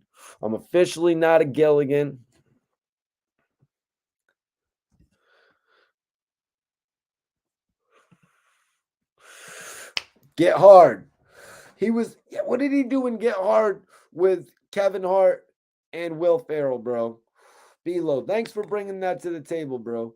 What did he do? Was he the crazy cousin or something in that who was always doing like mischievous shit? Oh, shit. I'm going to have to check these two out. Well, Get Hard, obviously, I've seen. I saw that in theaters. But the Trap T.I. movie was hilarious with Mike Epps. That's interesting. I'm noting that, bro. I'm going to check that out. The Trap. The Trap.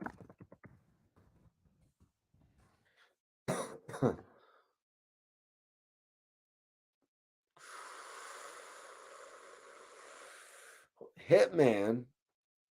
T.I. didn't do Hitman. Did he?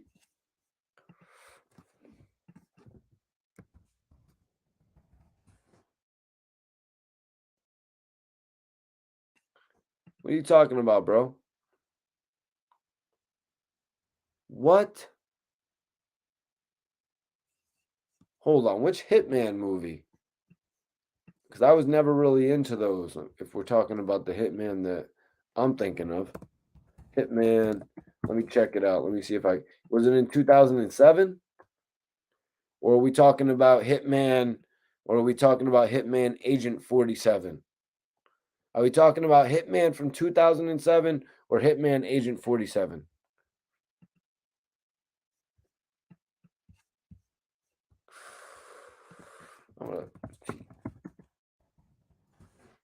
This is how I can find out this. I'm going to look it up right now. I'm going to find out every movie T.I. has ever been in right now. Sometimes I'll do this on the show. Sometimes I'll just log in and find out all the information. Guess he's doing a new movie called Fear. Guess he was in a TV series called Genius. The Trap as Sonny. Let me see what's up with this movie, The Trap. Mike Epps. I love Mike Epps, man. That dude is freaking hilarious. He really didn't get enough respect. He really didn't get enough respect, in my opinion, from Next Friday, just because of the fact that so many people were disappointed about Chris Tucker not returning. Also, people were disappointed with the whole overhaul of the movie. You know what I mean? The movie went from being one thing at Friday, and then it went to being something totally different with Next Friday. So the movie The Trap is actually, it's about a man who returns home to Atlanta to help his brother struggling restaurant.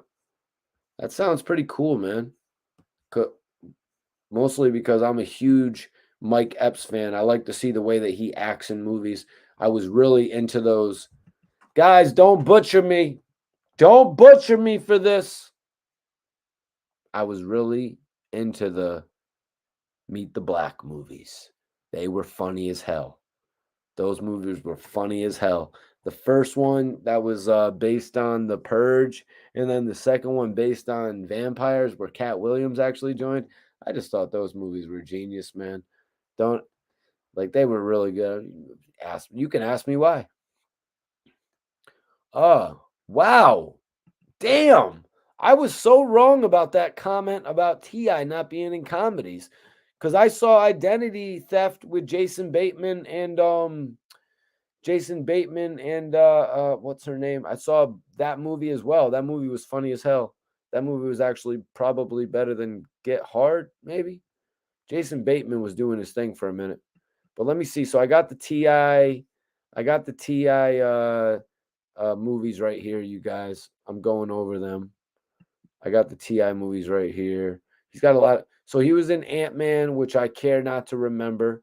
He was obvious. I did not like Ant-Man. So, and I couldn't really walk. I fell asleep during Ant-Man and the Wasp.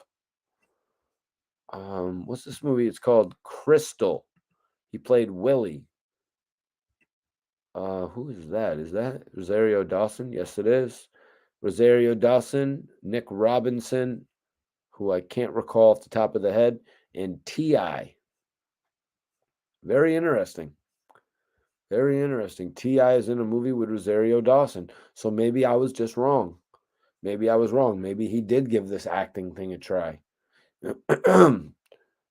Let's see. The Breaks TV series. I'm not really familiar with the Breaks TV series. Oh, yeah. Hold on. This is a way better angle. So I could actually see the chat while I'm reading.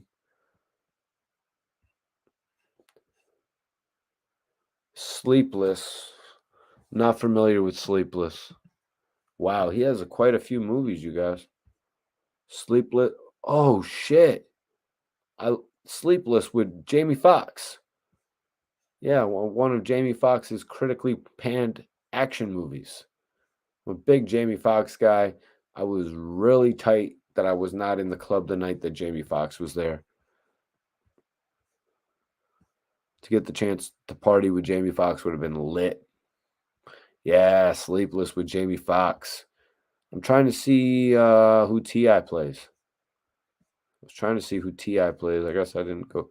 Let me get to the cast. Let's see. That's pretty cool. T.I. was with Jamie Foxx. He plays Sean. Guess it would have told me that right there, actually. That's cool, man. He was in Sleepless.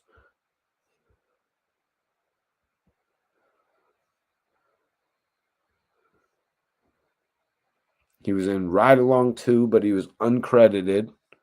That makes sense. So he was in Ant-Man as well. So he was in both Ant-Mans.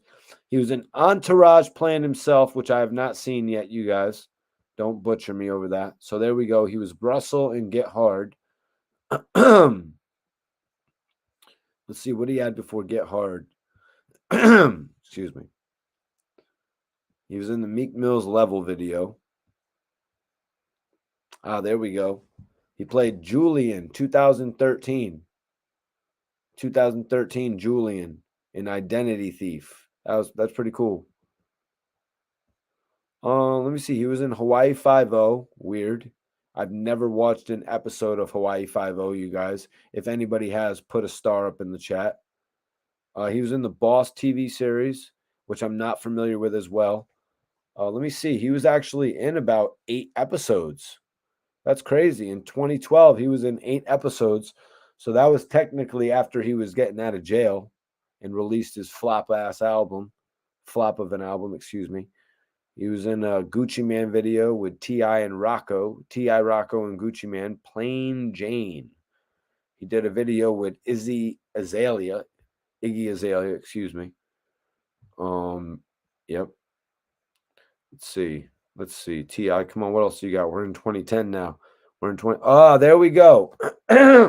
He played Ghost in Takers in 2010. Ghost in Takers. I like it. Then ATL in 2006.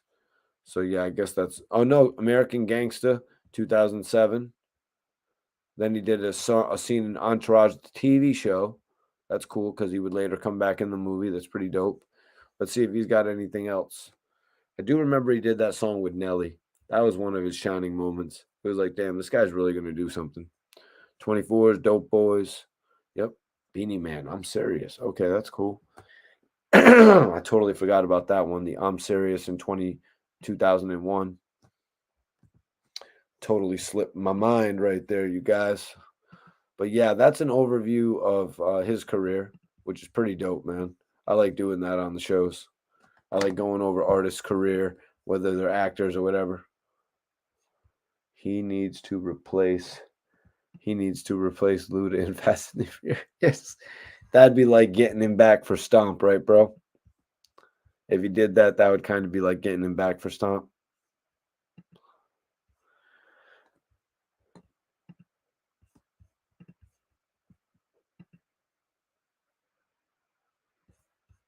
That would kind of be like getting him back for Stomp, yeah.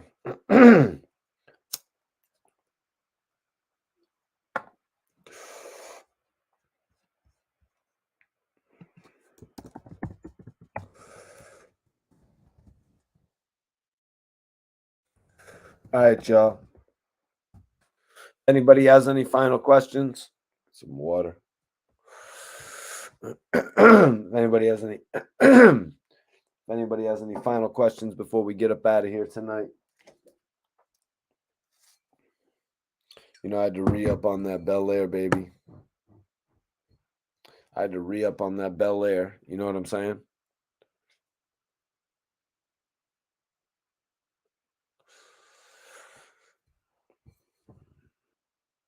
That Bel Air blue, baby.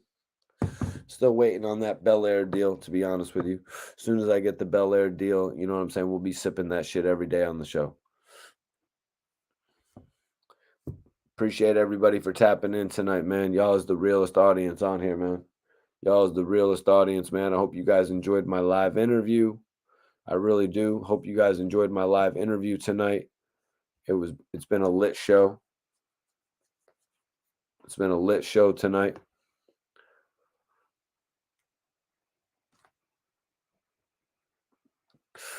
Thank you, big boy. Thank you, big boy Bags, for answering that question about the Migos for me, bro. That shit is mad real, bro. Appreciate you answering that question for me, man. Omar, 50 was in a few movies also. Any movies that you really want to bring up, bro? Escape Plan, maybe, where he played like the computer hacker. What movies would you actually want to bring up that 50's actually done, Omar? Big boy, any 50 movies that you're really big on? Just from reading back what T.I. has done, T.I. did more actual movies. You know what I mean? T.I. did more actual movies than 50. Just reading back on what we saw between the movies with you know, Will Ferrell, Jason Bateman, the movies with Rosario Dawson, for crying out loud, movies with Mike Epps. You know, like, I think all these movies kind of got 50 on the movie tip, just to be real. I think T.I. has got 50 on the movie tip. Now, if we're talking television, if we're talking creation, obviously it's 50. Why didn't T.I. and 50 ever consider doing a versus with one another? Did 50 back out of that one, you guys? Does anybody know? Did 50 actually back out of that one with T.I.? Was he like, man, I don't want it with T.I. Bro, so you don't want it with Game. You don't want it with T.I. Who do you want it with, man? T.I.'s got hits. Exactly. 50, nah. See, Big Boy said, nah. When I asked him, I said, you got any 50 movies that you actually like? Nah, 50 needs to stick to producing. That's where 50 shines. 50 actually had a whole bunch of dope-ass artists that he was going to put on to us. You know what I mean? He was going to put out Banks, Game, and Buck, and you know what I mean? Before it just all sort of fell apart. He was going to put them all out together as a group as well. Like, he was really on his entrepreneur shit. He knew how to market, or he knows how to market.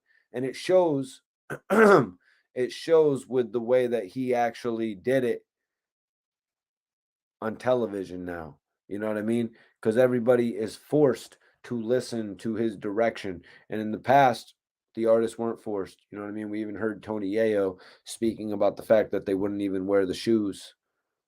Of course, he spoke on that after 50 spoke about it. Some things like that you just would never reveal. You know what I'm saying? Some things like that you would just never reveal. You know what I mean? Some shit like that you just would never reveal unless it was already revealed beforehand. All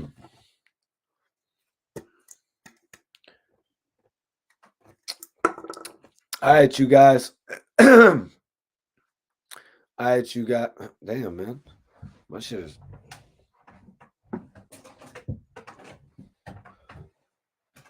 My voice is messed up, man. What the hell is going on with me, man?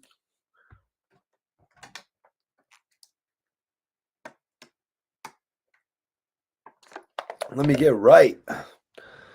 Let me get right, y'all, man. I was out on the island the other day, man. I was getting burnt up, man. I was having fun. Took a lot out of me, but I wanted to make sure I came back and did this live tonight. And honestly, we got extremely blessed tonight on all accords, man. All accords we got blessed on, man. Interview with Milk, really dope about it. Roddy Ricch, not incarcerated, because I'm not going to lie, man, it wasn't looking good. It wasn't looking good. I'm not going to lie. Like, Wack had one thing right about that. The whole Lil Wayne situation, like, dude, biggest rapper in the game couldn't avoid it.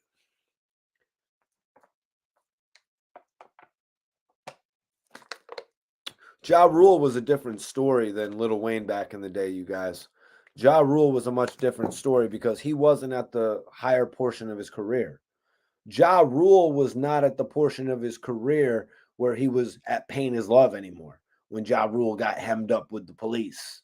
You know what I mean? We were more around the time of RULE, gold album Ja Rule, not 3 to 4 million sales of Pain is Love, Ja Rule. You're hilarious, big boy. Yeah, Cottonmouth is real, bro. Cottonmouth is real. I hope AR Rab as well, SAR. You know what I'm saying? As soon as I get something to report to everybody, I will let you know. You know what I'm saying?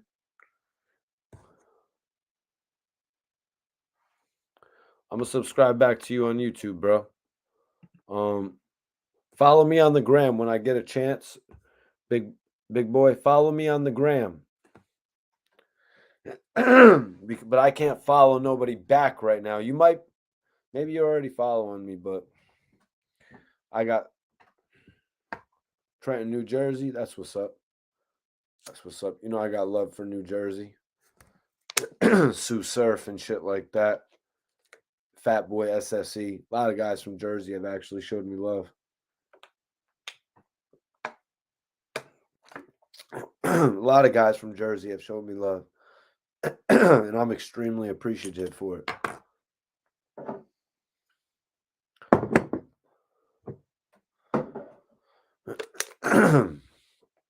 Yeah, bro, you're mad late tonight, SAR, excuse me. Yeah, Milk actually jumped on. That was my first topic of the night. First topic of the night. Then we went over Roddy Ricch, who had the link is pinned right now. My Instagram link is pinned right now. Follow me on there. Honestly, you guys, the whole situation tonight, like 3 topics, like usual. We usually come on with 2 or 3 topics. Intro of the show. Then, sometimes we'll do interviews on the show as well. So I'm definitely going to put that out with Milk, because he actually explained a lot as far as when he first got into doing videos and all that. I know he's done interviews on other platforms like Say Cheese, obviously No Jumper. You know what I mean? I know any The Truth Hurts, I believe is what he said what that podcast was. Excuse me if I'm getting the name wrong.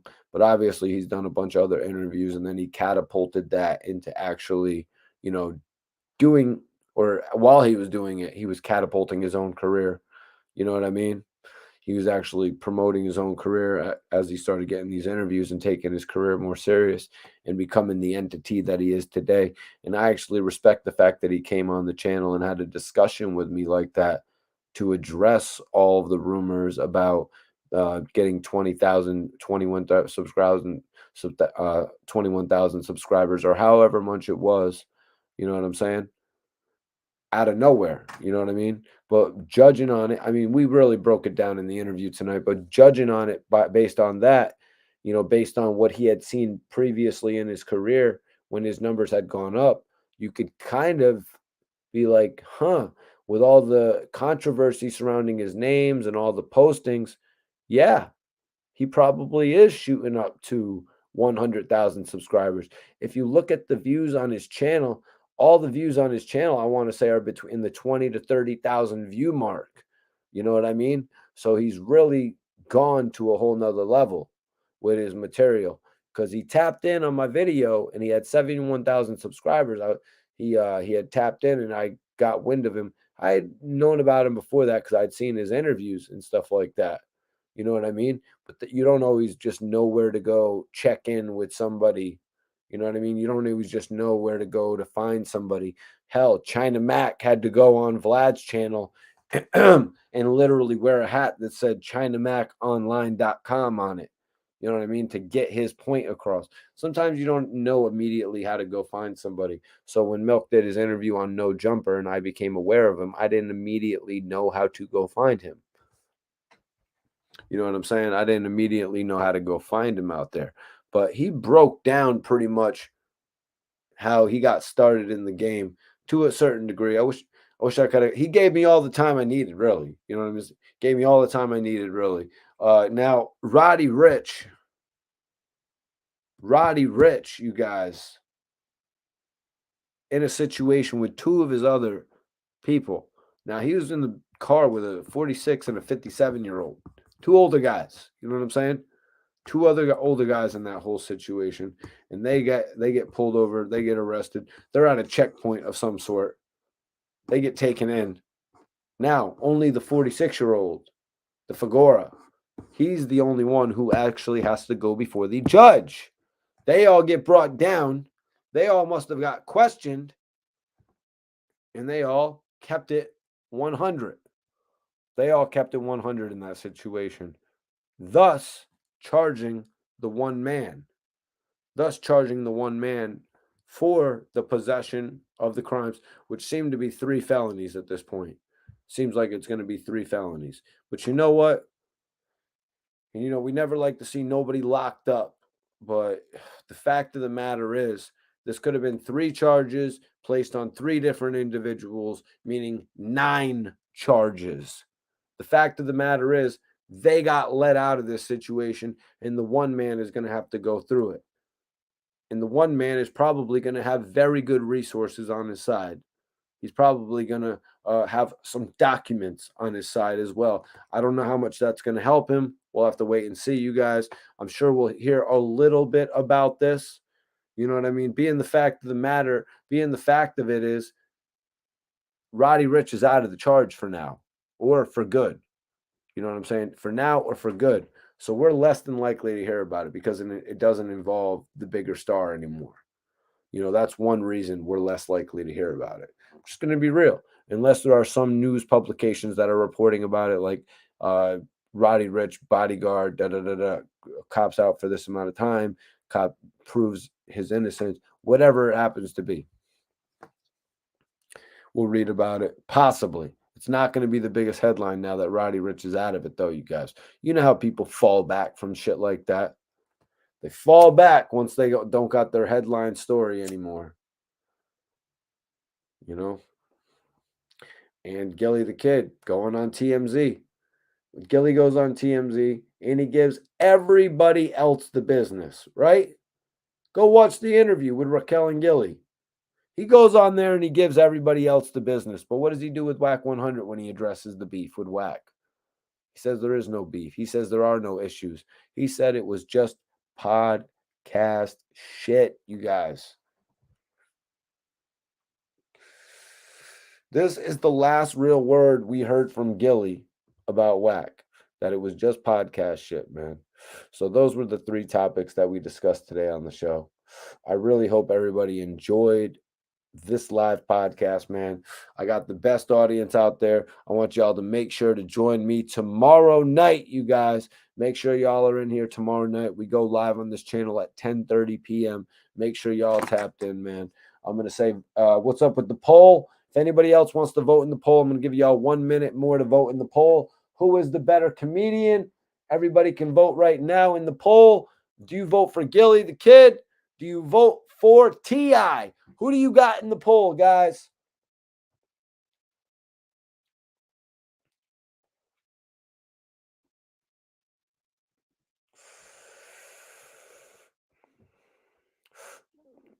Big boy, do you mean in regard to Roddy Ricch, bro?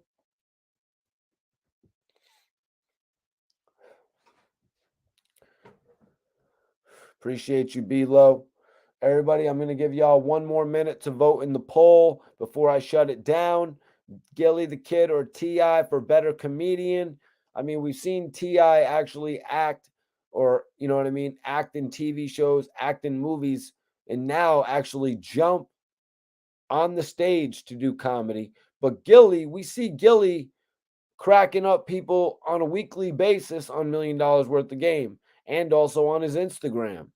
You know what I'm saying? With I think it's over 2 million followers, you guys. Jeez. Gillie has really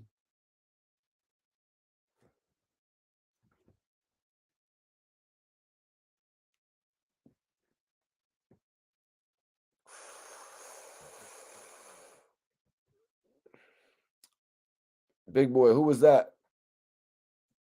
Who was talking about Gillie and Wack on their interview? Sorry.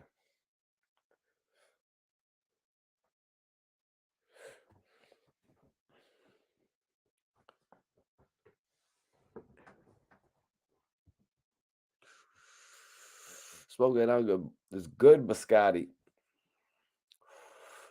You know it's good when it doesn't taste light. You know what I mean? When it's sometimes if it's a lower percentage and it's just going right through you.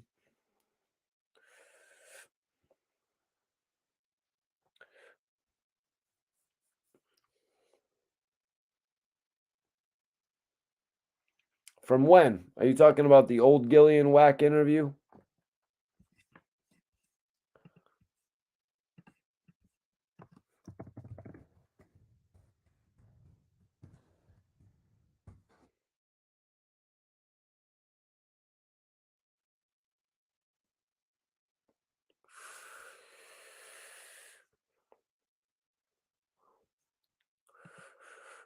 Damn. This is that good shit right here. But yeah, y'all, I really appreciate y'all. I'm about to end this poll. Gillie the Kid won with 88% of the votes, you guys. 88% of the votes for Gillie. 88% of the votes for Gillie, 12% for T.I. Damn, that's crazy. I'm ending the poll right now, you guys. That's nuts. Man, T.I. at least has, the guts to get on the stage and actually do that. But so shit, I'm not saying Gillie doesn't. You know what I mean? I'm not saying Gillie doesn't, because he's actually done live shows as well. He's actually done live shows as well, which is mad respectable. Actually taking his show on the road. A lot of freaking things don't take the show on the road, man. And I'm not even just talking about podcasts in particular. But y'all, I need everybody on here. Hit that link that I got pinned up. Follow me on the gram, you guys. We're gonna call it a podcast tonight. I appreciate everybody for tuning in. You know what I'm saying? Every night you could tune in, 10:30 p.m. Tap in with me on my live podcast. This is the Mikey T, the Movie Star podcast, y'all. And we're going to continue to keep it real. And we're going to come on here and we're going to entertain everybody on all levels, you guys. Great interviews, great content, great conversation, you guys. I'm up out of here tonight. Much love to everybody that tuned in. Make sure you subscribe to this channel right now if you haven't. Subscribe and hit the notification bell so you don't miss my next live video, man. We got the most interactive podcast on the net. We got the most interactive podcast out here, baby. Let's go. Appreciate you all, man. Appreciate you all. Hope you all enjoyed the show tonight. I'm up out of here. I'll see you tomorrow night, 10:30.